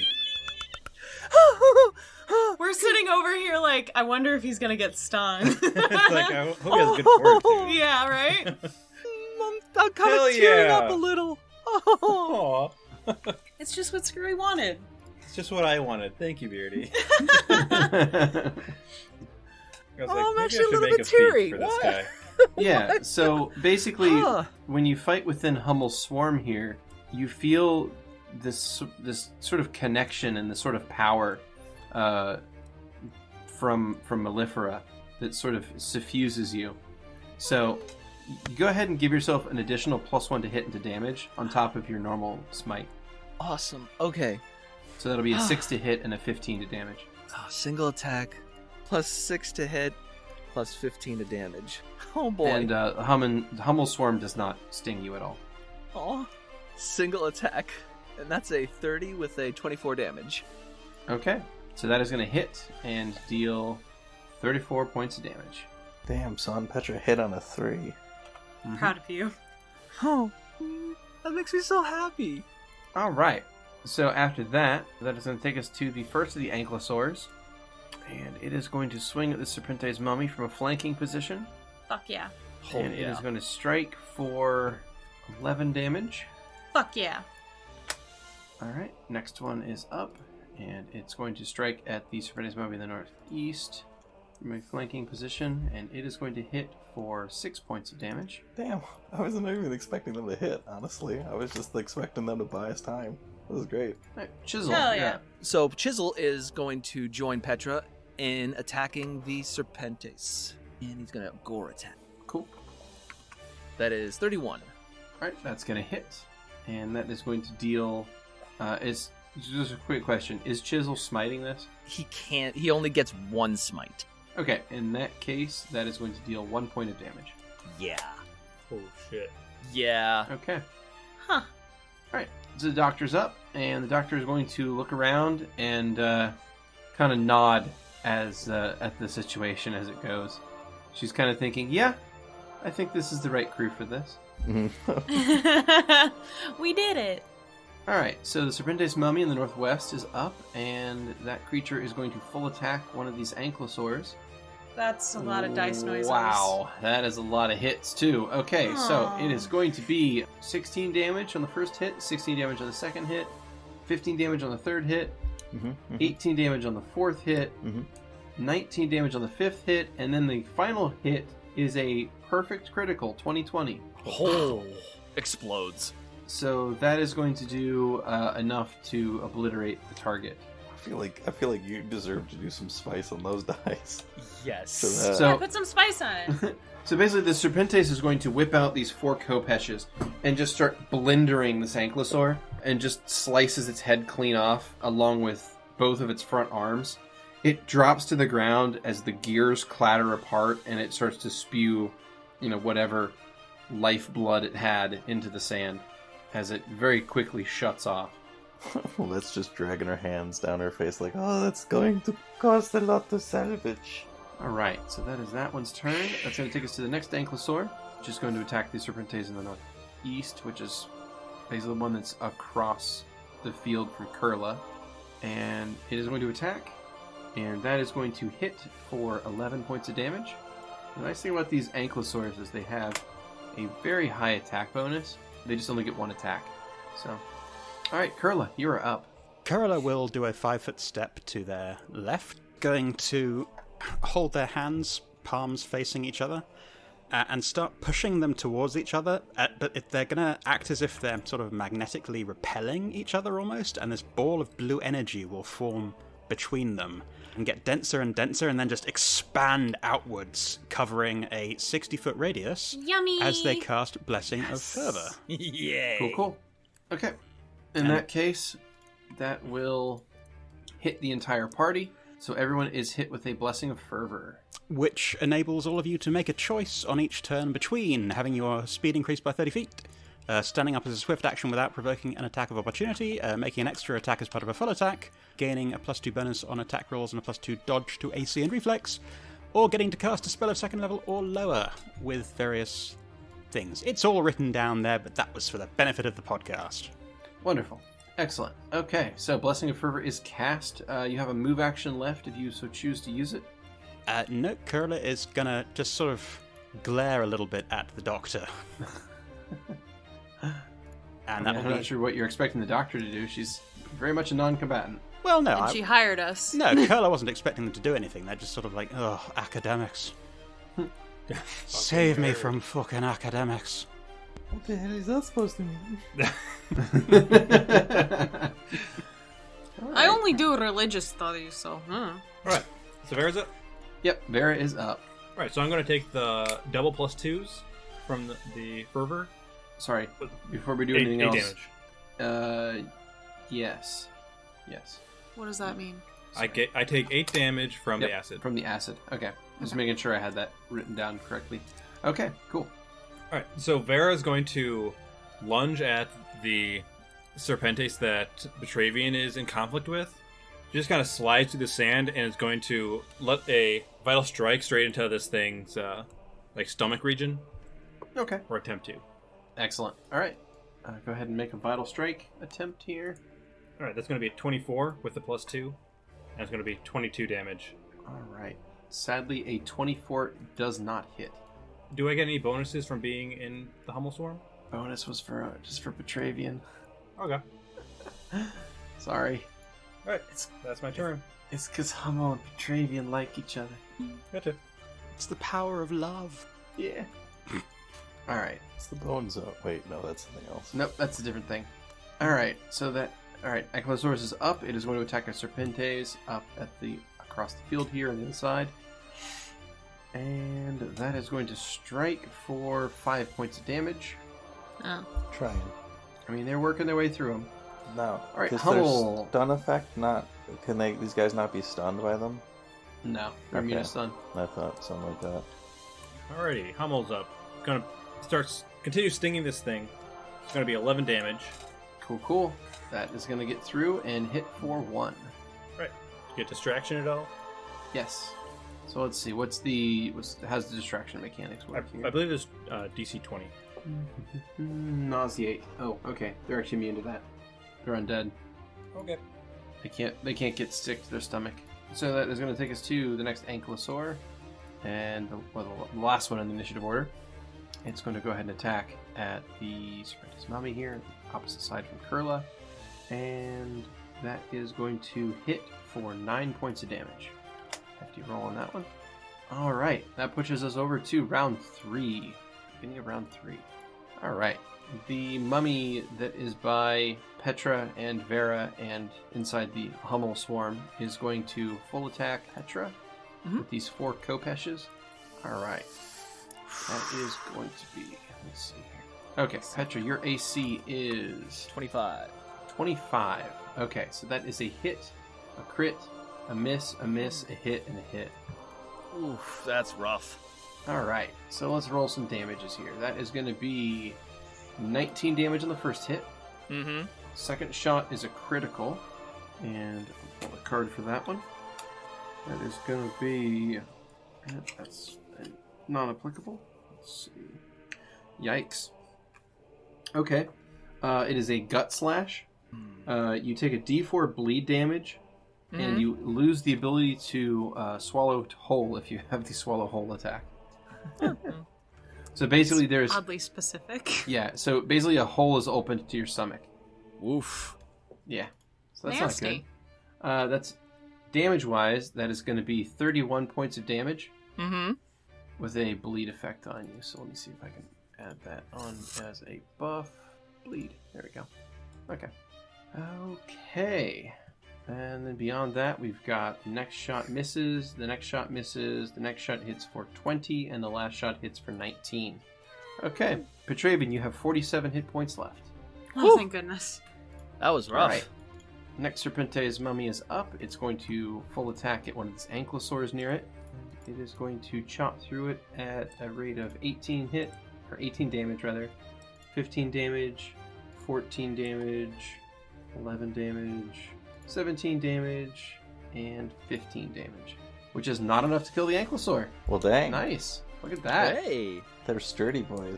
They're sturdy boys, yeah. So not only are they able to hit and deal damage, but they're also able to survive a full round of swings from these things. So they're excellent distractions. Yes. All right, Riz.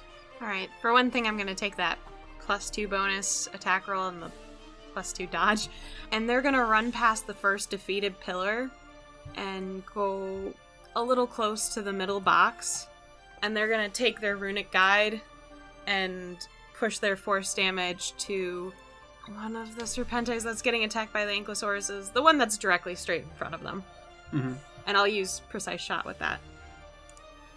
Do you have Or precise point shot? blank shot, I'm sorry. Oh, okay. I keep getting those two mixed up all the time. I'll use Gotcha. point blank shot. Okay, so you are going to take a -4 penalty for shooting in a melee. Okay, that's in the attack roll, right? Yeah, so when you come up with the attack roll, just put a -4 bonus in there. But then +2 on attack rolls, so it'd just be -2. Correct. Thank you. That's a 20 to hit. That is not going to be enough. Alright, I don't think I'm gonna be able to hit these guys. Fuck a duck. Alright. Alrighty, that's going to take us back to Lovette. Why don't I give my Ankylosaur... I'm going to cast Haste and just target them, because I don't really care if they get tired afterwards. So I pull out what I've had... Well, I've got a different outfit now. I don't know if that'll even work, but since the beginning of the campaign, I've had a pocket watch. I'm going to pull that out, and I just kind of turn the hands on the watch and press the button 3 times, and then all of a sudden the Ankylosaurs start moving much faster. Okay, so all of your Ankylosaurs are now hasted, so they'll get a second attack now. Oh, all the alive ones. All the alive ones. Yeah. Which is Yeah. enough. Alrighty. And move action? I am going to continue standing guard next to Dr. Sad, so I'll stay where I'm at. Excellent. Alrighty. That's going to take us to Petra. Hey, so... Petra, you are still smiting that Serpente's mummy. And I can do a full attack. That's correct. So we'll do a full attack. Mhm. Plus 5, you said? And then it's plus gonna be 15? plus 6 to hit, Mm-hmm. and plus 15 to damage. Plus 15. And... Since you're standing in Hummel, you're going to get a +1 and... to attacks and damage. Mhm. roll. Mm-hmm. And I'm And trying to you think, get do I want to the- take the +2 for the attack or take the extra attack? I'll take the extra attack after a full attack. So, here we go. That is a 45, a 31, and a 25. Okay.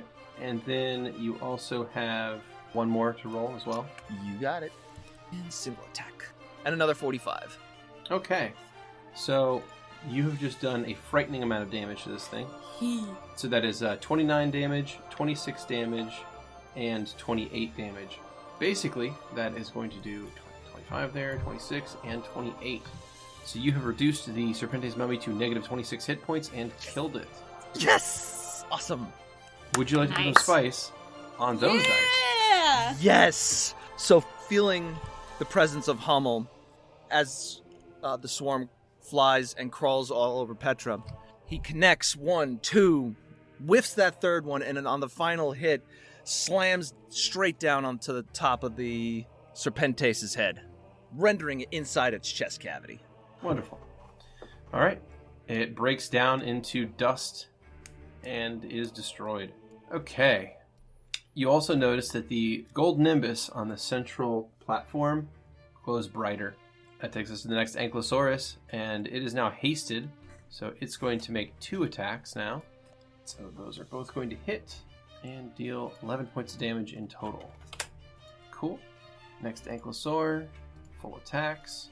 That is going to deal 2 points of damage. Oof. Alright, so the Ankylosaurs over there are now swinging twice as fast. Mm-hmm. Chisel, you're up. Chisel will charge the northwestern Serpentes that the 2 Ankylosaurs are currently attacking. Yup! Oh, not far enough. And I actually wanted it to be here. Oh, that's... Oh, okay. I mean, that is... You have an attack Oh. range. Oh, that's right. Shoot. Okay. And he will gore for a 27. 27 will hit and deal 6 points of damage. Woo! Woo! Alright, Get her Doc- done. Dr. Ada is up, and she's going to see this going, and she's going to look over at Lovette and say, it's a very interesting trick. I'd like to assume it's a little more than a trick, but thank you. That is her turn. The Serpente's mummy in the northwest is going to go, and it's going to full attack at another one of these Ankylosaurs. And it is going to do some damage here. 14, 14, 18, and 14. Alright. Ankylosaur is up. It's going to swing back at the one in the northeast, one across from Riz. And it's going to deal 9 points of damage. Cool. That takes us to Kurla. Right. Skrewy, I can't see how screwed up Petravian is because you've got Hummel's Swarm in front of you. In front I of the have bar, probably so... an Okay, ooh. 5th left. So you could use some healing, or you good to go? No, 'Cause no, You no. can I just could hang out definitely- like that if you'd like. No, no. I would very much appreciate some healing. I thought you might. All right. I mean, if it's not too much trouble. Oh, yeah, I mean, I guess it is what I'm here for. Kurla is going to see Petravian looking pretty damn rough. So Kurla is going to rush over, and I believe Blessing of Fervour should apply to Kurla, so they should be able to move over to Petravian in just one move. And once Kurla is is next to Petravian, they are going to, as they did with Riz, hold out their hands and hold them just above Petra and kind of, give them the look as if to say, right, I need your consent here, but can you get on with it? That's what the look says. They don't actually say that out loud. Hit me. Right. Just slap him. Kurla will, in fact, take this literally and just very lightly smack Petra on the chest. Not the face, just kind of drum the hands as this energy flows from their hands into Petravian. And they cast... You are pretty messed up. So they are going to cast Heal. Ooh, nice. And they're going to look like it is actually hurting them to channel this much power. But nevertheless, they're going to cast Heal. And heal you for 46.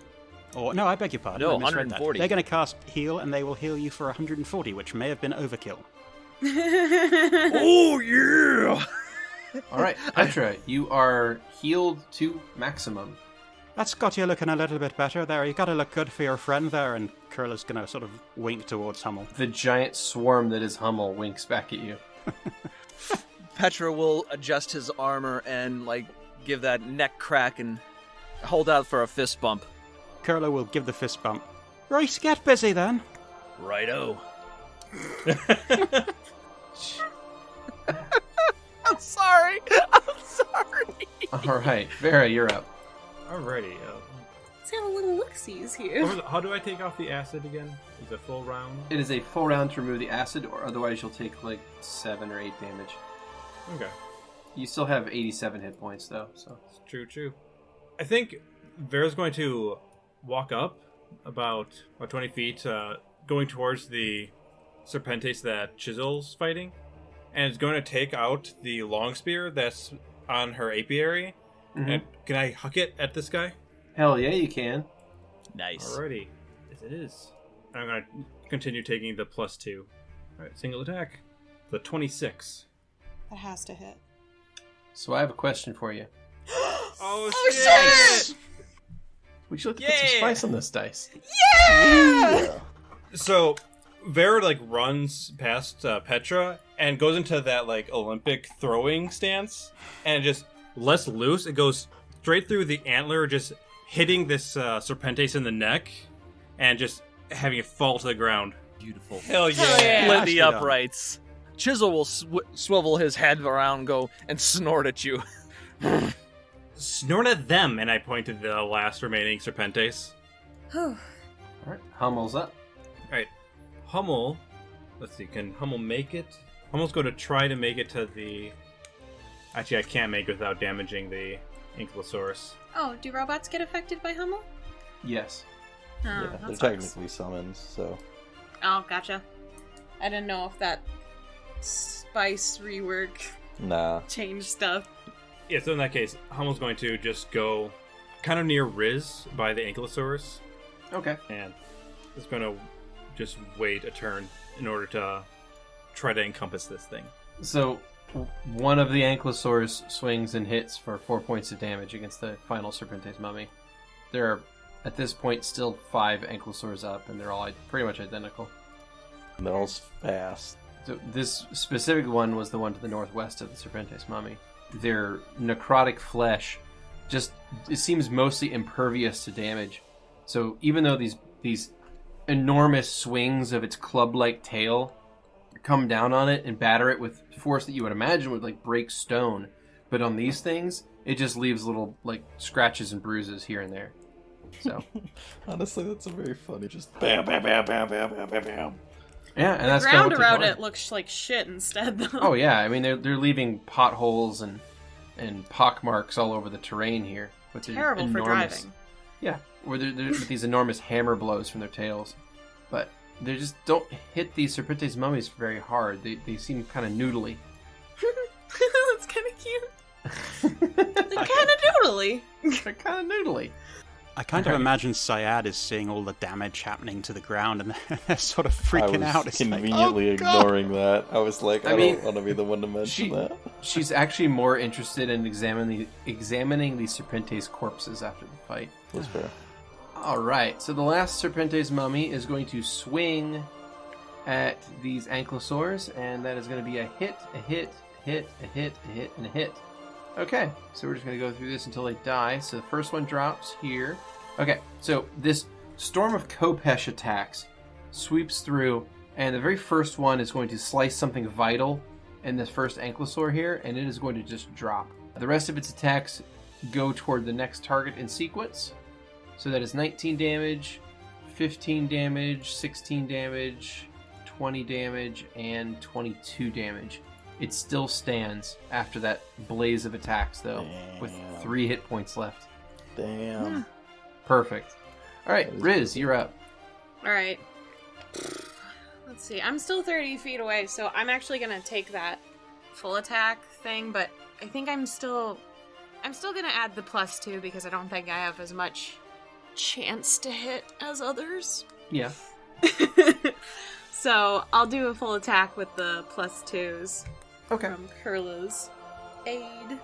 That sounds good. I also forgot to mention, but after the third Serpentes mummy died, that gold nimbus again grew in power and intensity. Where is it, the gold nimbus? Over that central platform, and it's much larger than the other 4. Like the nimbus is much larger than the 4 nimbuses that were above the smaller platforms where the Serpentes mummies were summoned. So each one died, and it grew bigger and bigger. Yes, and it has been growing bigger and bigger. Yes. That's concerning. Can Isn't I shoot it, the though? Yes. Yes. Is this a bad idea? I don't know. All right, I'm Is just it a gonna bad idea? take a step back first. just a little intimacy step back first, closer to Hummel Swarm, and I'll just see what happens when I shoot this into the Nimbus. That's a 37 and a 25 to hit. Dang it, one of those would have hit him. All right, you fire the runic guide, and it passes harmlessly through the cloud of gold energy. Yeah. The game. Yeah. Yeah, you I just won. wanted to see if I could destroy it maybe, and whatever's happening wouldn't. I'm so scared. I think that's the door opening mechanism. That's my guess. Oh, well, that'd be cool. Yeah. But the door's right next to you. Yes. I think this is like a Yeah, but we trial have to or some show that sort we're of thing worthy, like I that. guess. Yeah. Okay. Or maybe not a worthy thing, but like they could be magically Like you- sealing the tomb, and once they are dead, then the magic breaking like that. It's like you must be this tall in the door. Oh, sorry, Lovette, you can't come in. Oh. So it's not the casual racism now, damn. Oh, Keni do. Yeah.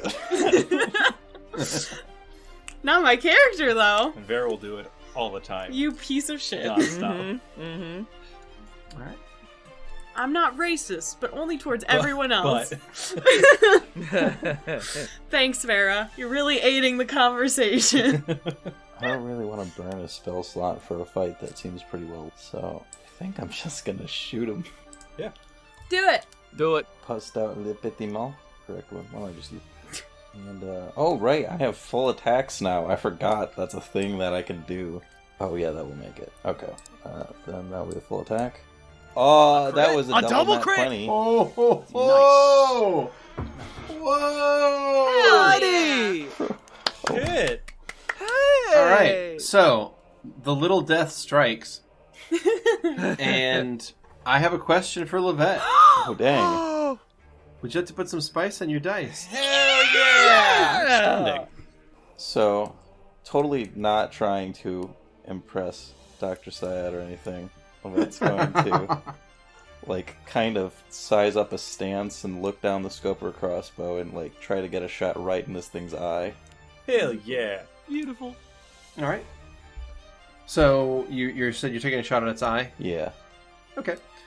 Did you want to describe the hit or not? Oh, well, sure, yeah, so I shoot right for its eye. Well, is it, so that's a killing blow then? Yeah. yeah. You asked. I know, Spice on the sometimes, I dice. don't know, sometimes you ask for that with crits. And I figured with the double crit, I might be deserving either way. Yeah, so it shoots it right in the eye, and then, like, its head lurches back, and then when it, like, goes to lean back forward, the head doesn't go with it, and it just rolls down its spine. Nice. Lovely. All right. So that will knock out the final Serpentes mummy. And at that, this nimbus of light around the center platform will grow in intensity again, grow in size again, and it is going to call into being something else. Well, I tried to stop it, guys. Oh shit. Oh, shit. Well, we're boned. I was right about the giant. Well, not the giant part, but the skeleton snake. So what happens is out of the air, this golden nimbus will shimmer one last time, and in its place is a colossal snake. It is partially embalmed and wrapped in certain places. Its head has been reduced to just a skull.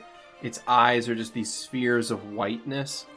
And you can see in many parts of its body, you can see all the way through it, where its ribs are just holding, like, just little thin pieces of flesh across the ribs in some places. In other places, it looks well preserved. So, it's a strange mummified snake, and it is huge. Oh. It has initiative right now. Yeah, I think that's why it appeared. Actually, that was just where it rolled, so it lucked out.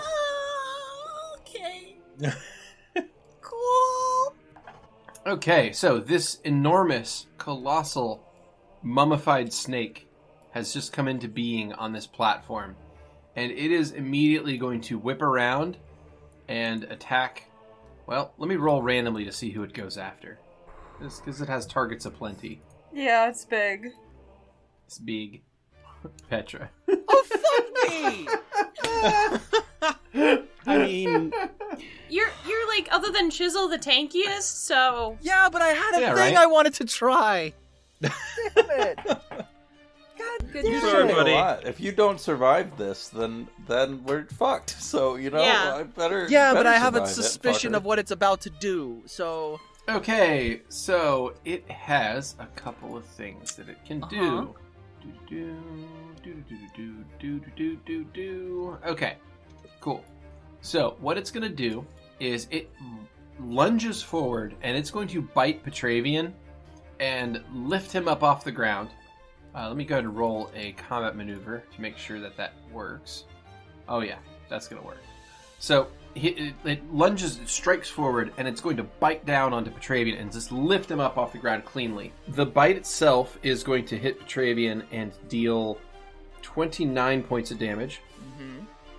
And then it's going to start wrapping Petravian in its coils. And that is its first turn. Petravian, you are up next. You are currently being grappled and constricted by this giant mummified snake. What would you like to do? I kind of want to use Life's Charge on this thing. And, Yeah. and bust out and see if it... I would assume it works since it's mummified and undead. Mhm. So, Yeah. I'm going to expend Life's Charge on it.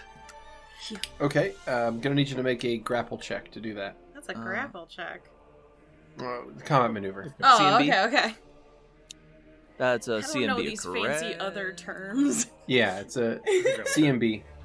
That one. For 22. not Or 23, nice. rather. 23. huh. All right, well, that's going to fail. Yeah. Yeah, that is going to fail. All right, so that is Petravian's turn. Ankylosaurus's. Oh, so that's a 21. I think you said 23? I said 23 because the +2, I didn't give myself the +2. Oh, gotcha. Getcha. All right. So this first Ankylosaurus is going to move up to where it can attack this mummified snake, and it's going to swing in this hammer tail and try to hit it. And it is going to strike. I sure hope so. There's a lot to hit. Mm-hmm. There is a lot to hit. All right, and it's going to deal 12 points of damage. Cool. Yeah, you are. Cool. All right, that's going to take us to Chisel. Chisel is going to full attack. Because he saw his buddy get pulled in. And he's flanking, so what's that bonus? +2. +2. And full attack. That is an 18 and a 27. All right, 18 misses, 27 hits, and Mhm. is soaked. And get the gore. Single attack, 21. So that does not hit. And 21 another misses. and another gore. 31. All right, you strike for 3 points of damage. Oof. Damn that DR. All right.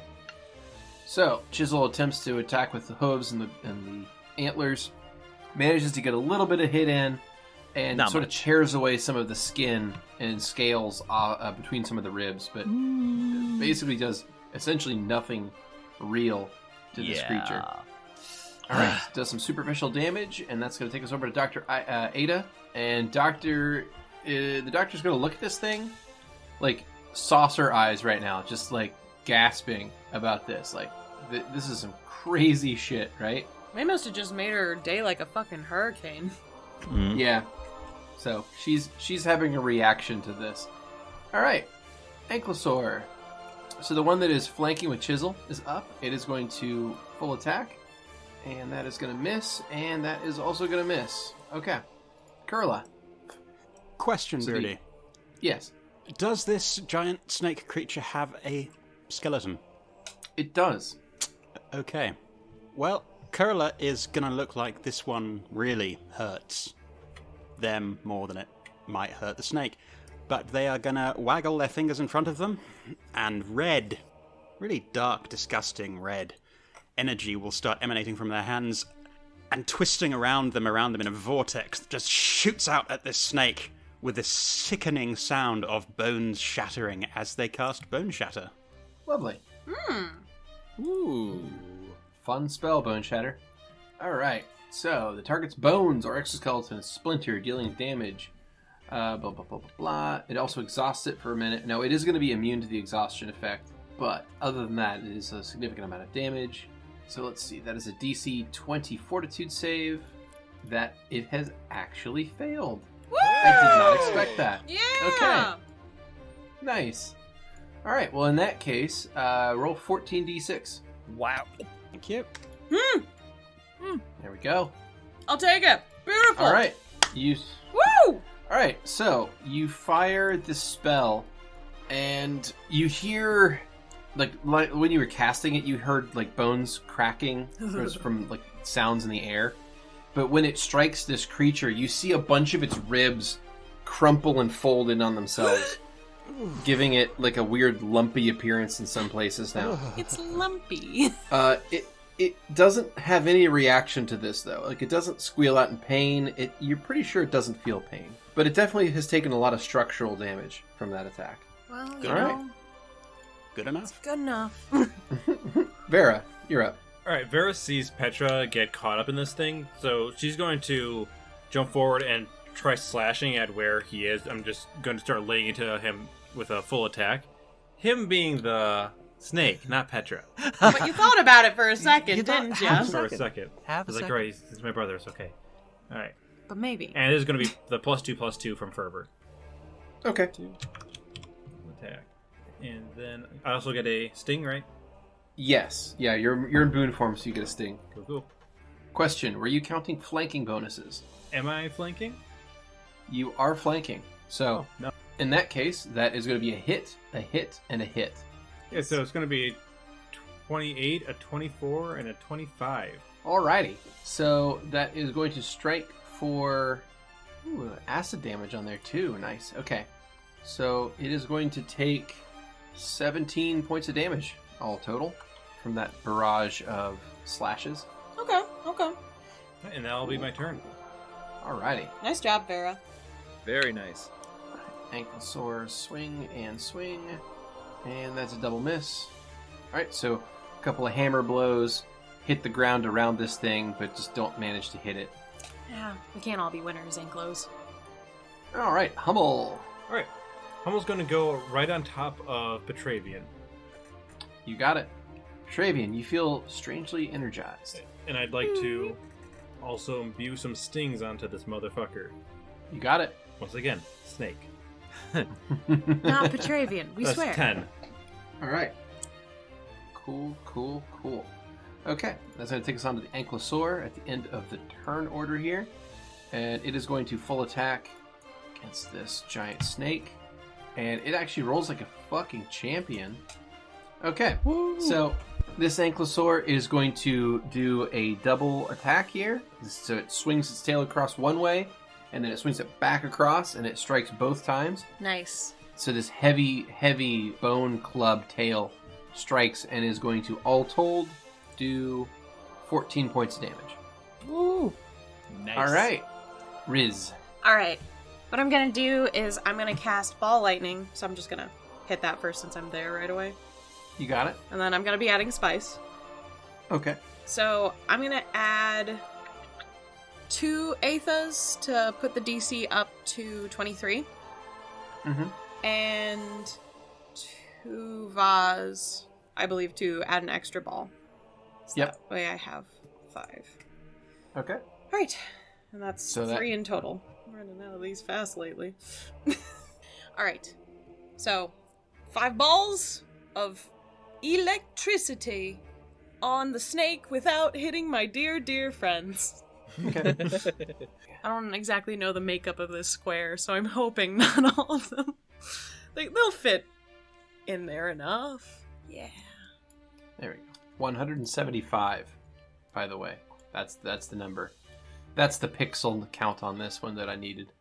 Okay, so 5 electricity balls are summoned into existence. Where would you like them to end up? Not on my friends, but definitely on the snake. You got it. Woo! There is plenty of space for that. I can't So, see them. He's on That's top of them. Okay. they're there. Okay. As long as they don't hit my Okay. friends. They won't. So that is 5 DC 23s? Yes. Right? Okay. Fingers crossed, guys. Okay, so he rolled like an absolute piece of shit. Okay, how many? So he rolled all of them. All of them. All of them are fails or passes? All of them are fails. He rolled, like I said, he rolled like a piece of shit. Yes! His best roll was not great. Okay. So yeah, So 5 times 3? 15? 15 d6? yes. Nice. Okay. Here we go. Boom. 49. All right, you deal 49 damage. So these balls of electricity scatter their way through this thing, and they just keep ramming into it or passing through it. And you can see like lightning discharging throughout the creature's body as the electricity is like scorching through its flesh and burning it off and setting little fires here and there across its body. Cool. I'm gonna take a 5-foot step back away from the scary snake man.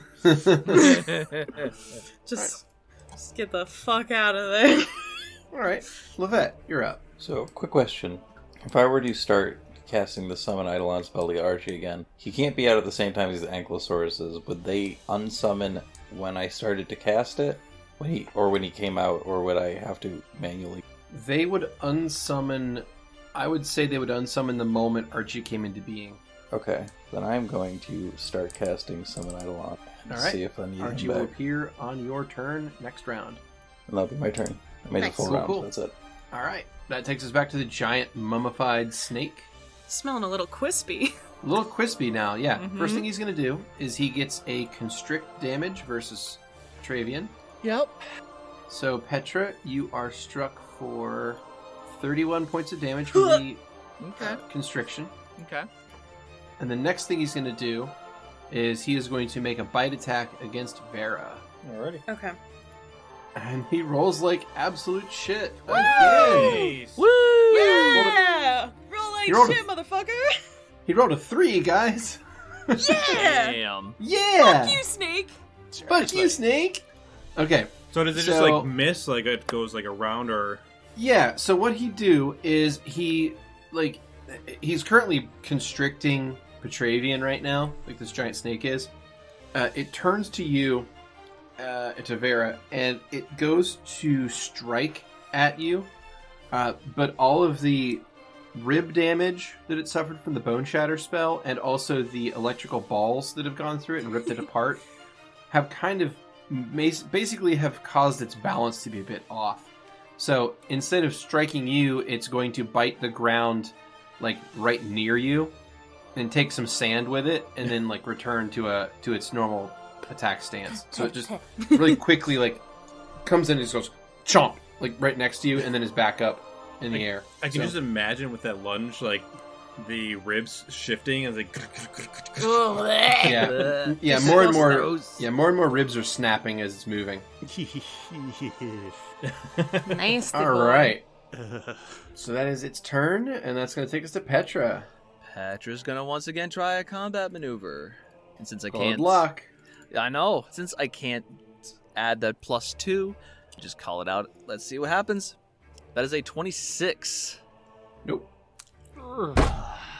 Nope. Its CMD is dumb. Sorry, All right. 28. Sorry, 28. Yeah, still not. Is that dumb? It's real. It's dumb. like dummy thick dumb. Yeah, it's like dummy thick dumb. Ooh. You ain't getting out there unless you get like a fucking nat 20, bro. You could have done 10 more than that and still not done it. In fact, in this It's dumb as situation, it's more of a dummy thick dom. Jesus. It's true. Okay. It's true. Do a nat Alright, 20. Yeah, do a nat 20. Yeah. Huh. Yeah. All right. Let me just pull that out. So I mean- the Ankylosaur to the northwest of this creature is going to double attack. Boom, boom. And miss. So another couple of swings that bite just the air, sadly. Chisel, you have initiative, and you're flanking. Let's go, boy. Get that +2. +2. Plus attack. And that's a Ooh. 19, a nat 20, and let me get the gore. That's a Single 34 to attack. confirm. 23, and another gore. Okay. Oh, I forgot to add the +2 on that. And a 32. Okay. So, one of your hooves crits, and one of your gores hits. Nice. Chisel rears up and gets a really good hoof shot in, and deals 9 points of damage with that. Nice. Yay. And then we'll follow that up with a good gore that hits for an additional 5. So, takes a little bit more flesh, breaks another rib. You know, the fun shit. So Chisel Yeah. can only smite when Petravian's smiting, I'm guessing? No, I can only Chisel smite has once. Chisel gets his own smite, Oh, but just it's once. once per day. Yeah. Oh, And blew it on like the weakest and most damaged of the mummies. God. I mean, Right at the beginning of the fight. It's fine. an enormous mummified snake. Yeah, that's something I would think up. Yeah, we're in the temple of a giant snake that ate other gods. I don't know. I feel like you just did yourself in on that one.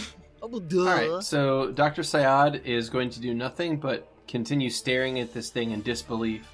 All right, Ankylosaurus is up, and it is going to double attack.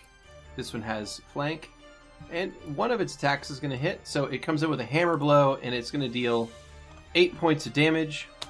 So what happens is this Ankylosaur turns, kind of lines up the shot like a croquet mallet, kind of like wiggles its ass for a second. And swings in as hard as it can. It strikes, instead of a rib, it actually strikes on the back of the creature and hits its spine right like on the middle point of its body. So it basically snaps its spine fully in half. The creature rears back on the only part of its body it is still flopping around, and it starts to just have a cascade failure of its body, where the head falls backwards off of its body, and then the ribs just start falling behind it like dominoes. Oh. There is a cloud of dust and skin going up in the air as it's falling apart, and rising up out of it is Petravian. Shit. I love my boys. Oh. He's alive! Good job. Is that enough action for you, brother? I think I'm good for the day. I'd like to. Are we done with combat? Oh, yeah. Yeah, you might want to get that acid off of you, though. Yeah, Yeah. I'll do that. I don't know what I have for acid damage. I would offer to fix it, but I What do you mean? It's just damage. Yeah, I mean, it just comes off in a turn, so Yeah, a minute. which I did. right? Oh, wait, sorry, I I'm sorry. I'm so sorry. Anyways, so Vera activates the Eye of the Protector to detect magic, Okay. and I'd like to run it across all of these bodies that are hanging about. Yeah. So it appears that the magic that was animating them is gone now. They appear to just be regular embalmed corpses that are in Nothing. various states of destruction. No magical items anywhere within them. No. Okay. After the giant snake is destroyed, you can hear a mechanism to the south. You can hear some sort of Hey! mechanical thing change. You guys are right. Petravian will, who is still inside the swarm of Hummel, will reach out his hand, palm side up, to see if Hummel will land on his hand. Yeah. So this entire swarm will be engulfing you, Mhm. and it will extend into your hand and slowly just get smaller and smaller until it just goes to your arm and then just your hand, and then there's just a single bee on your palm. Aw. Petravian will bring it close to his face and say, does the unknown dance. Wait, Vera's okay. going to walk into the back of the group of Serpentes and is going to just kind of stomp on the ribcage of the one she fell and just tear the spear out of its neck and put it back in place. Nice. I'm gonna give each of my robo ankylosaurs a pat on their nose before it's time for them to go chicken. They look to Lovette. Goodbye, mother. And then they just collapse. No, you'll be taken to a nice farm. Well, Doctor, I think we'll be much worth our weight in gold after this. That and the energy that Vera's looking for, that too. How was that? Yes, I think that you definitely did better than I expected. I mean, that was... Pretty wow. cool, Did you right? see the size of that thing? A little bit hard to Yes. miss, yeah. Huh. Keenly. Well, it is interesting. Well, I certainly hope that there's nothing that bad on the way out, further in. Why would you say I'm sure that? things will be fine from here out, right? Oh my goodness, you are literally cursing us, I swear. Why? Stop that. So, the door to the south is now open, Oh, and interesting. Dr. Syad is going to step in front of it and look down. Well, I think that we're free to explore this place. And she reaches into her cloak and she will pull out an ever-burning torch. Best for one of us to lead. Probably Vera? Petravian or... What? I just was wondering if you'd And- like to leave. And you see Vera take the staff and like smash it into one of the teeth. It's like breaking it off from this giant snake. Mm-hmm. It just looks to you up and down with a shocked expression. What? To the second one. Am I able to grab these two giant fangs? They shatter like glass. Aw. Damn it. Well, Petravian will lay on hands a couple times yeah, fine. himself. And Vera slings the staff across their shoulder and is just going to walk to the front. Good job, boss. You're doing great. That's Okay. This is 29 and 35 to heal for Petra. All right, and you're laying on hands on yourself, you said? Yes. All right, so you lay on hands upon yourself, and you are now fully healed, it looks like. And Petra will lay on hands on Vera. All right. Thank you. On a pat on the shoulder. Kurla is going to cross over to Riz and say, how you doing? You need any healing, or you going to be alright to continue? Just wait till we're all looking like shit or something, you know? Kurla very wisely stays silent. Oh. How large is the door, Beardy? The door is 15 feet wide. Perfect. Is it as tall as it is wide? Yes. Oh, okay. I'm gonna. And it's essentially a tunnel, or a rather steeply sloping passage that goes underground. Does it seem to stay consistently that wide? It does, yes. All right. I'd like to take the 10 minutes just summon Archibald properly. Okay. Yeah, that sounds like a good idea. The doctor is waiting impatiently, and she's like, she keeps looking down the tunnel and looking back at everyone else. Well, you're free to go She's- down there by yourself if you want. No, you're not. Do not listen to him. Look, it'll be worth it. It's 10 minutes. How long have you waited? This is so incredible. Don't you realize that we'll be the first people to set foot in this place in almost 10,000 years? Well, 10,000 years. It's waited 10,000 years like a minute more. I mean, we've been on Extremely a fascinating. we've been on a different planet that have been inhabited for God knows how. Sure. Vera will take out her ever-burning torch as well. Wait, what was that, Petravian? What did you just say?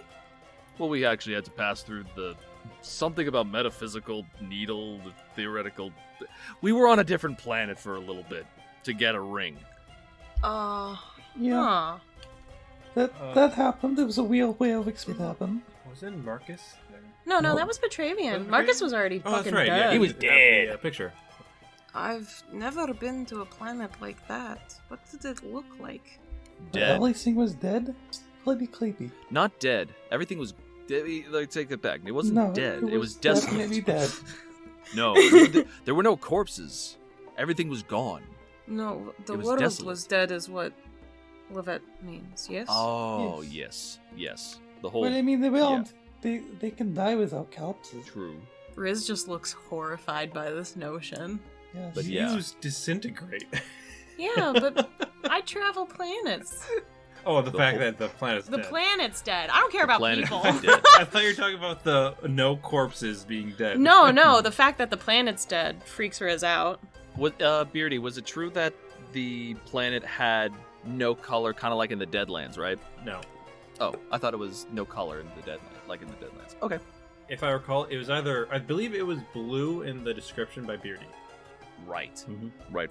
But I made it purple in the cards. Yeah, you made it purple. I like that aesthetic. And I'm fine with that. So, we begrudgingly wait for our metal boy to rise again. I can technically For change his- the weather his while we're second out here. coming. Make it cloudy. Alright. So that is going to end Blessing of Fervor, and any other short-term buffs are also off. Yeah. And Kurla is still breathing pretty heavily from that last encounter. Are you doing alright? You don't look hurt. No, I'm fine. I just I don't particularly like using that one. That particular spell. And which one's that? Did you notice the bones shattering? Oh, that one? What, does it shatter your bones too? It was very impressive. I mean, like I said, the more powerful, the more it's going to take out of you, right? I don't think that thing felt pain, if that's what you... It's not what I'm worried about. Look, don't even... let's just get Archie and continue on, shall we? How much longer on the timer Okay, for him? Process. Alright.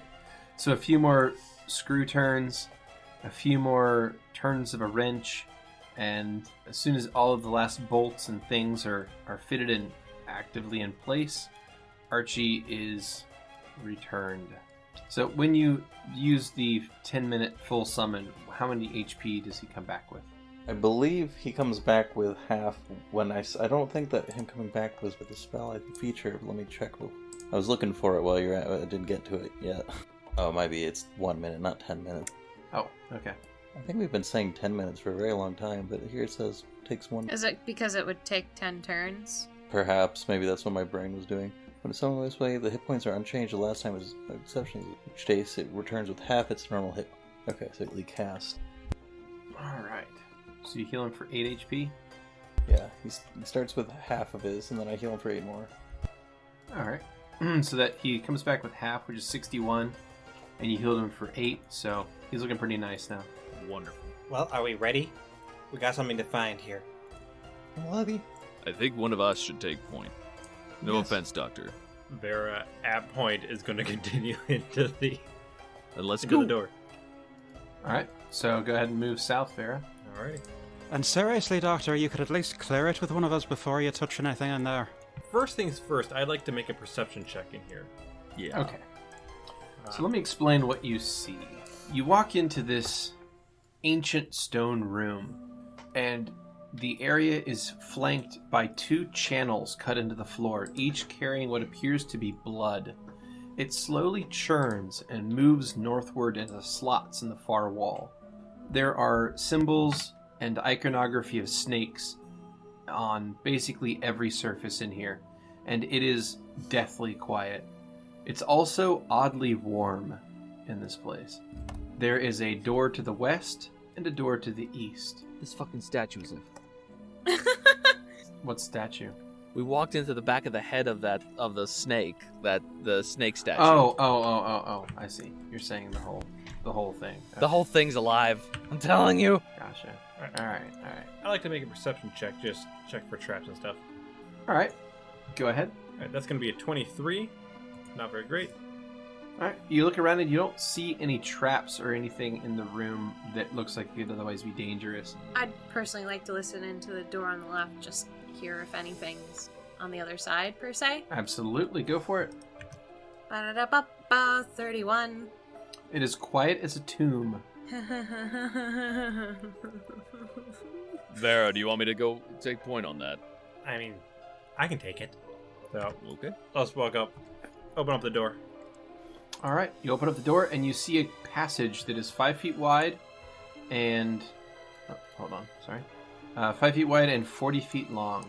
There is no lights in this tunnel, so... But I do it's have good a thing torch. you were... Yeah, let me go ahead and activate that on you. There you go. All right. Well, this looks foreboding. A little bit. It is an empty-looking hallway. I also would like to activate Detect Magic. All right. What, do I see anything in here? It's magical within 60 feet of you. You do not.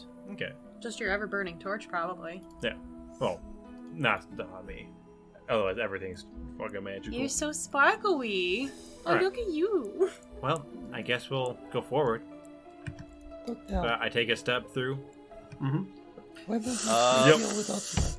Oh, no. Need to check for traps. All right. So, Vera, as you're walking through this hallway, one of the stones you step on, as soon as you step on it, Nice. it drops down about a quarter of an inch, and you realize that it was a pressure plate. All right.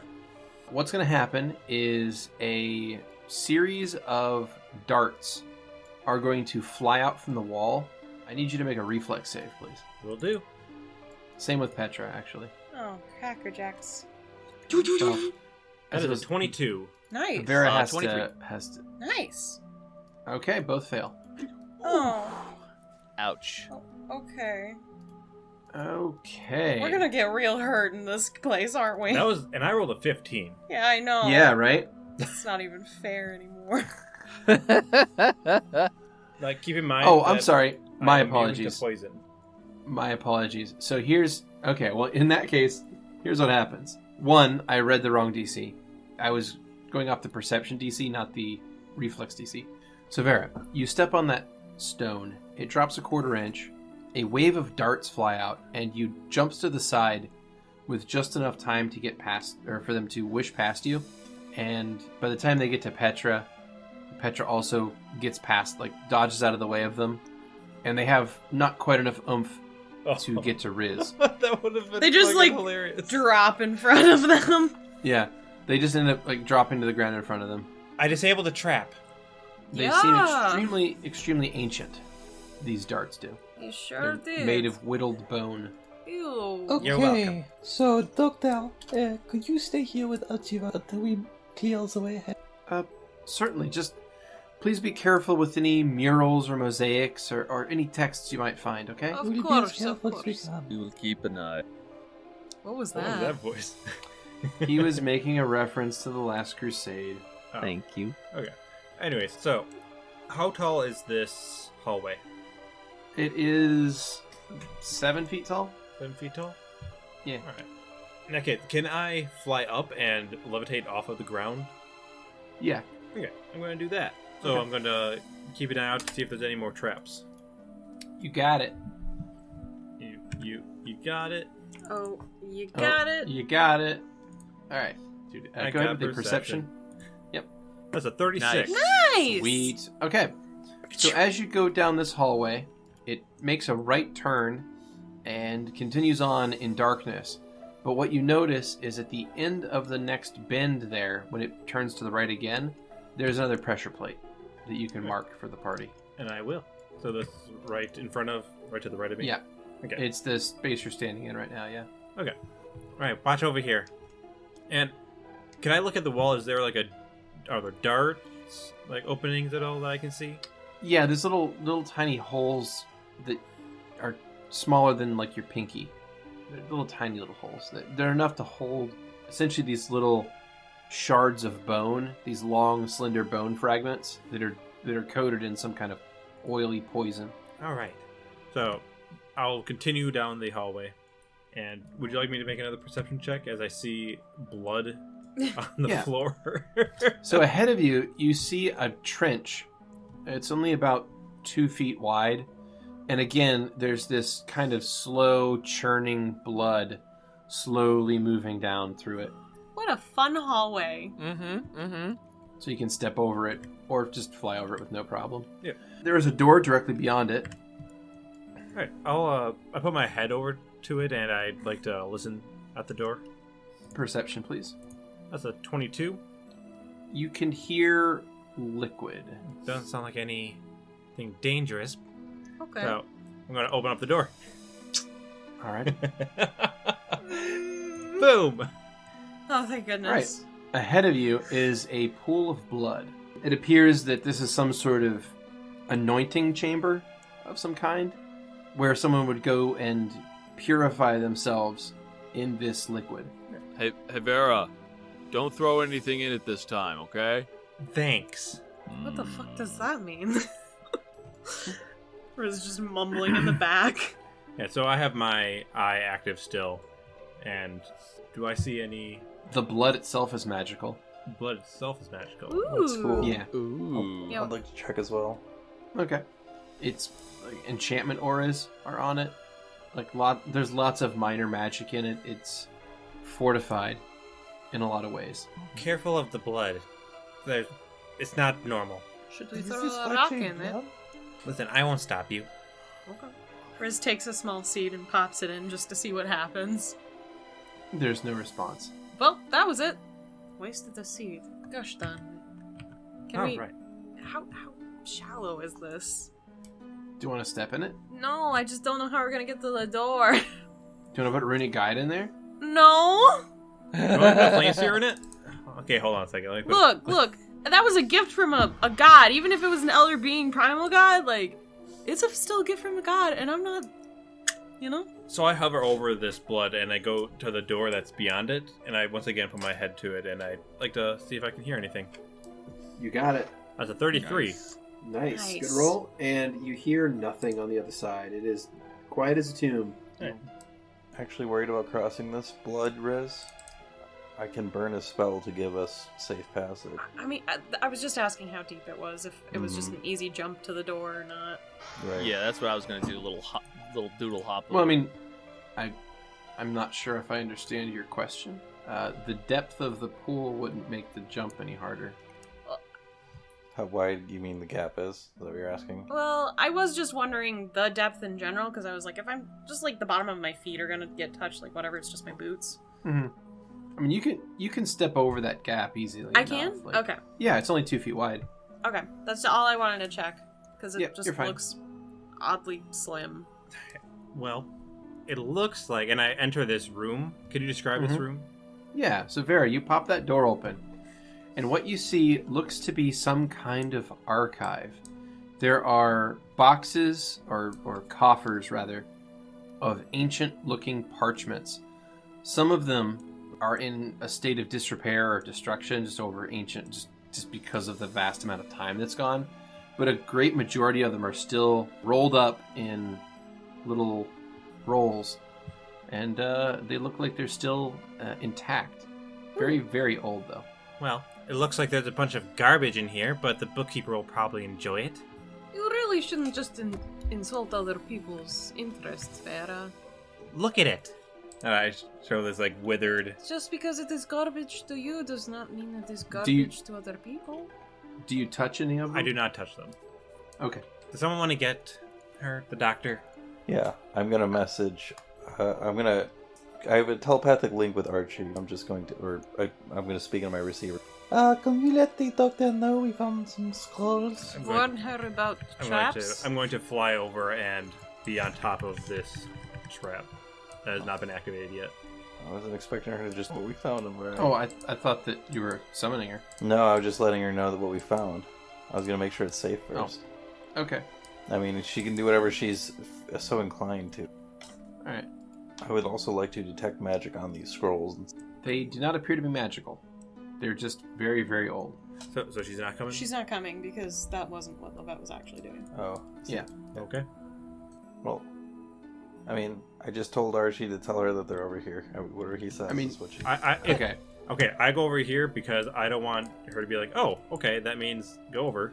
Yeah. So that to me sounds like you're summoning her. So Yeah. I'm not sure what your intention is, if not to summon her. Okay, well then go ahead. Okay. So anyway, she heads down the hallway. And I'll stop her, say, over this part. Okay. She carefully steps over it, thanks to your guidance, and goes to the next room. You know, just like, ah! And she's dead. Oh well, more for us. All right, and she steps into the room and looks around, kind of takes a big deep breath, and very carefully leans down and starts to work on some of these rolls. Oh, we're still checking for traps. Be careful. Speaking of which, I'd like to do that. Okay. I got a 25. It's pretty You good detect for no that. traps in this room. Can I detect magic on these scrolls and make sure none of them are like cursed. Yeah, Yeah. Lovette already did that. There's no Oh. magic on them. I'm sorry. I was just looking for curses. I've never watched The Mummy, but I'm getting like the Mummy vibes as far as I know about that movie. I am too, but we checked for traps and they're not magical. If there's anything else, I don't even know what to look for. Alright, cool. Alright, we can either go down or we can go up. I assume the down one, the one in the south of the room leads to the entrance on the other side. Yes, that would make sense. Do I hear anything on the other side? You do not. Okay. I'd like to open up the door just to check and see, make sure there's nothing that's gonna hurt. Okay. So I just see a hallway just like the other one before. Yep, you see a hallway. I'm gonna listen in to the other door then. Yep. Okay. 29! Okay. You listen in and you hear like a crackling sound. There's crackling. Crackling? I don't Shoot. know. So, bone maybe? Maybe? Could be bad. Petravian, we'll take this one. I can do a Earth Sense, see if there's anything over there. Yeah, I'm going to spend one of my Earth Senses.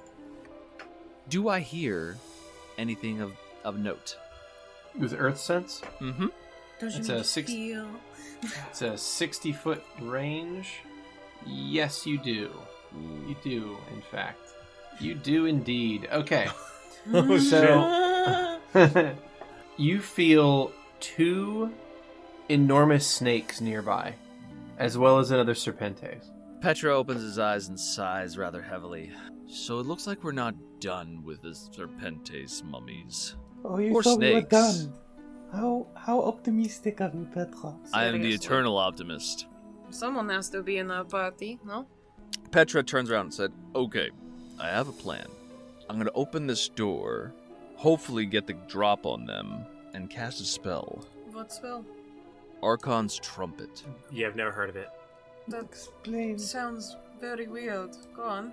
If it succeeds, creatures in 30 feet are paralyzed. Does that include us? No, it's a cone shape. Sorry, that sounds stupid. That's fucking stupid. You could have just said, no, it's just in front of me. Sorry, thank you. So Petra's go, no, it will just be in front of me. And you said cone-shaped when you could have obviously used trumpet-shaped? Well, if they're like the ones upstairs, I feel like they're not going to be. Well, it may be affected, but the real question is it worth it? Can we just dispatch them like normal?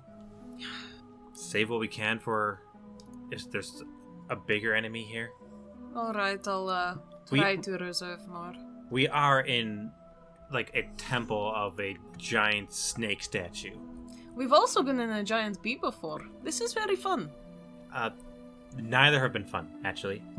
Oh, For I one think it thing is with fun. Vera, I'm not I sure think you're fun is the opposite word of I'd use for this. It's like the lower level of 0%. it's been the most exciting mm. in my life has been lately. The less money, so not as exciting, I guess. I don't know. We've been making better money than I need more. Yeah, I feel you. Listen, once we get the brewery more set up, we can produce more, and you'll be able to make more too. So shall I try it? Hold on. Dr. Else, we should find somewhere else. Says they come running in. Have you found They're anything? not going to good? get past us. I mean, to get past us. Yeah, right. We're really bad at our jobs if that happens. Yeah. It's fair. Do what you think is right, Petravian. All right. So Petravian is gonna lean against the door and look back and give a count of 3, 2, 1, and then open the door. Uh-huh. And then I just see a hallway. Fucking course. Okay, so he feels silly. And Okay, I'm gonna... so Petravian, you peek your head into this hallway, Mhm. and if you look to the left, you can see a magical barrier to your left. Okay. It's splitting the hallway there about 15 feet down it, and this barrier is sort of a red wall of energy, basically. So, right, is it splitting it here or splitting it here? No, it's where literally where you stop seeing at that point. It's as far as you can see. Your vision literally stops at the wall. Oh. You cannot see through it.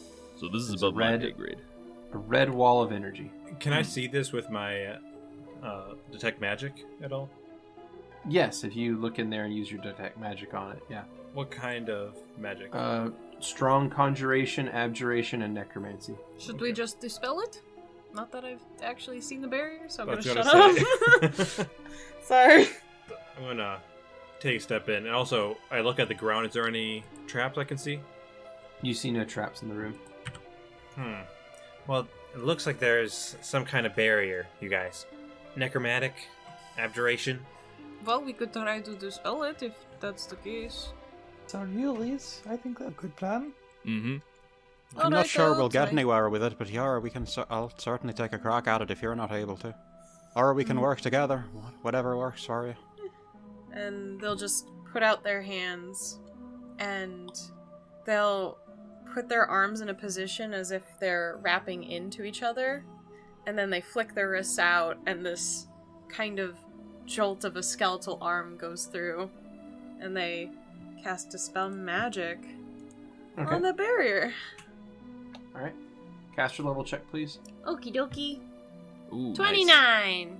Alright, it does nothing. Oh, shit. Oh, fuck. It bounces back and fizzles hard. Would you like to make a spellcraft check, please? I would love to. Oh, yeah, that's a good bonus. 34. Okay. So, looking at this magical barrier in front of you, it does appear to be some sort of death field. If you were to try to pass through it, it would be a death effect. Uh-huh. Oh, shit. But it's also, it appears that it is keyed to something specific. The blood here. So, you think that there might be a way through this if you had the correct passkey. These keys happening. First it's the wizard's tower, now it's this. We have to find something to help us pass through this, and I do not recommend passing through it otherwise. Alright, so let's find the red key. Yes, purple key, red key, blue key, green key. What about all that blood in that pool over there? Why don't you go take a swim, Petravian? I'm sure you'll find out. Let's take the blood as the last option. Vera, would you like to take point at this hallway over here at the end of the room? Yeah, I'll go. And I'm going to hover my way through this hallway, checking for traps. Alrighty. It's going to be 27 perception. Nice. Okay. You detect no traps in that hallway.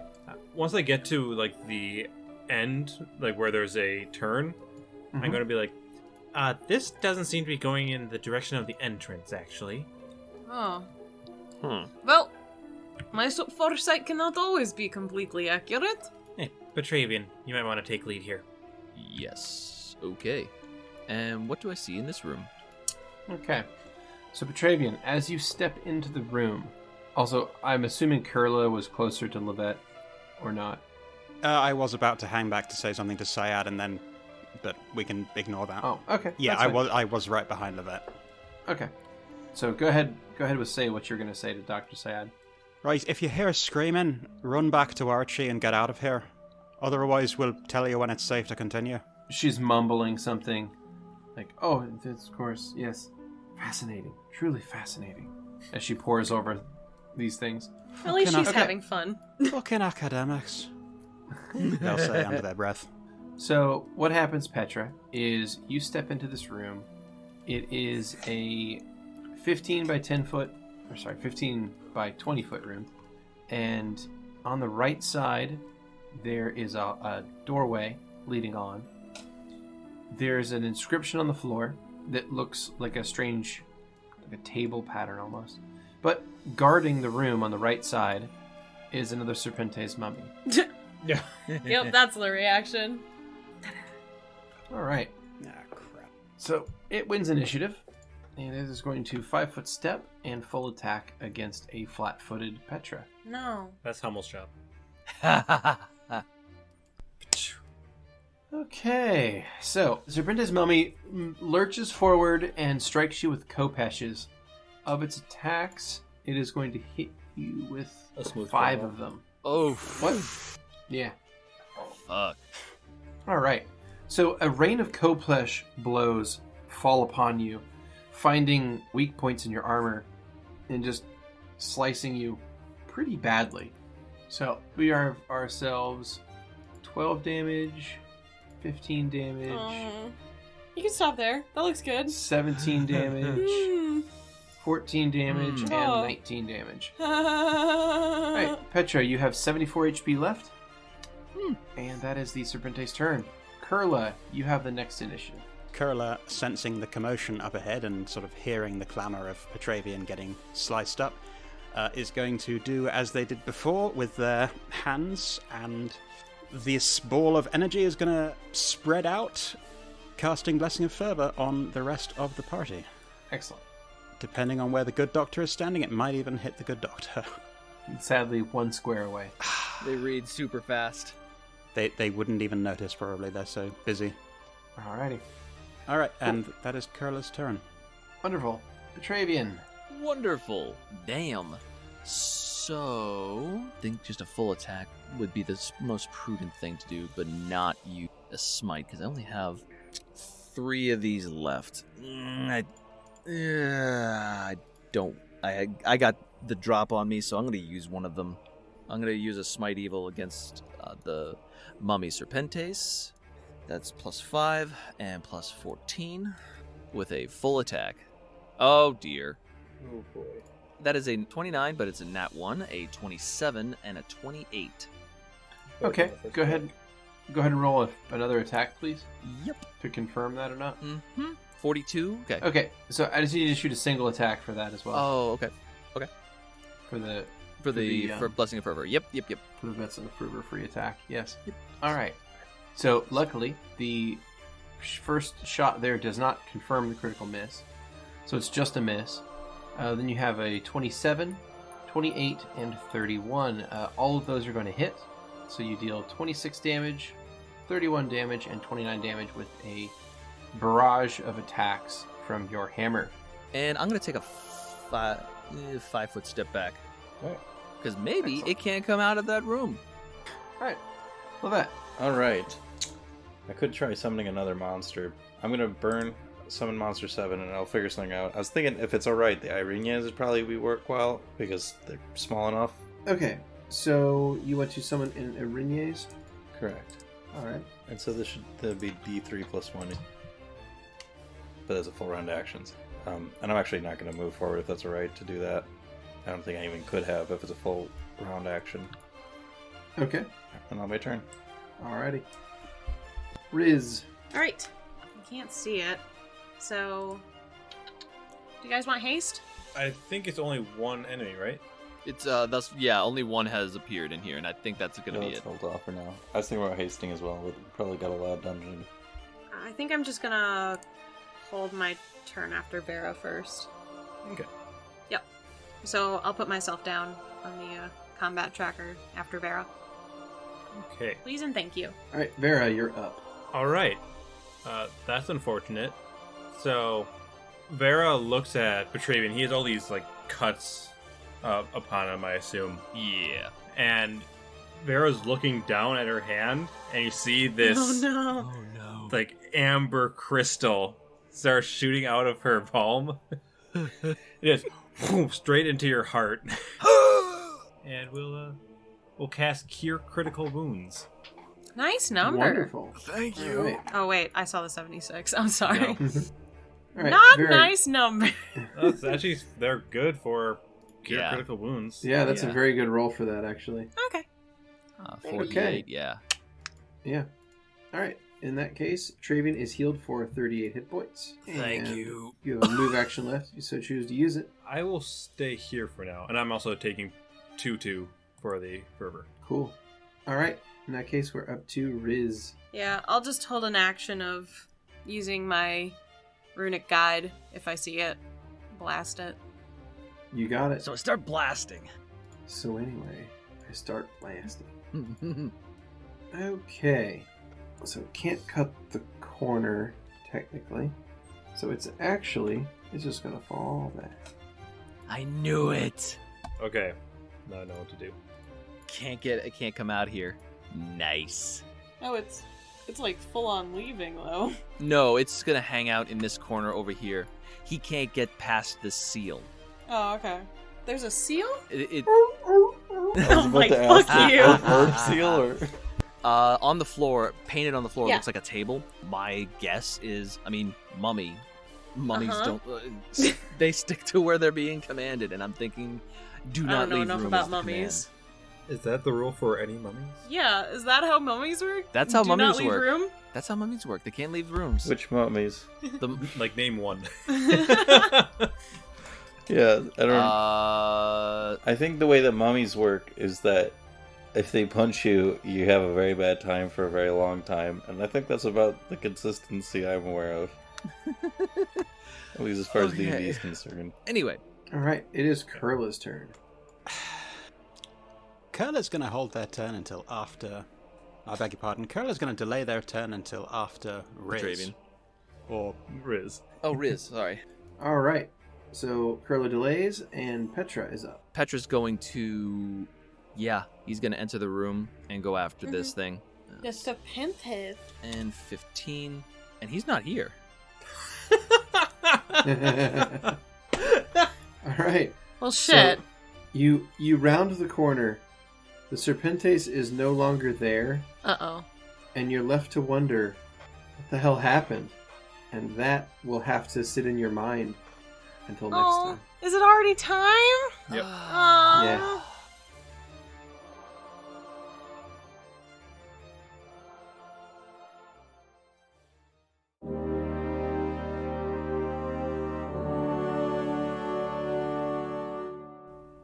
Thanks for listening. As always, special thanks to William Succi and Andreas Pichler for the intro and outro themes. And as always, Emily Roll for Fantasy for this episode's soundtrack. Interested in following us on social media? Follow us on Twitter at CheckPleaseDND. Or want to support the podcast and be part of the Czech Republic? Go to our Patreon under the Czech Republic. Until next time.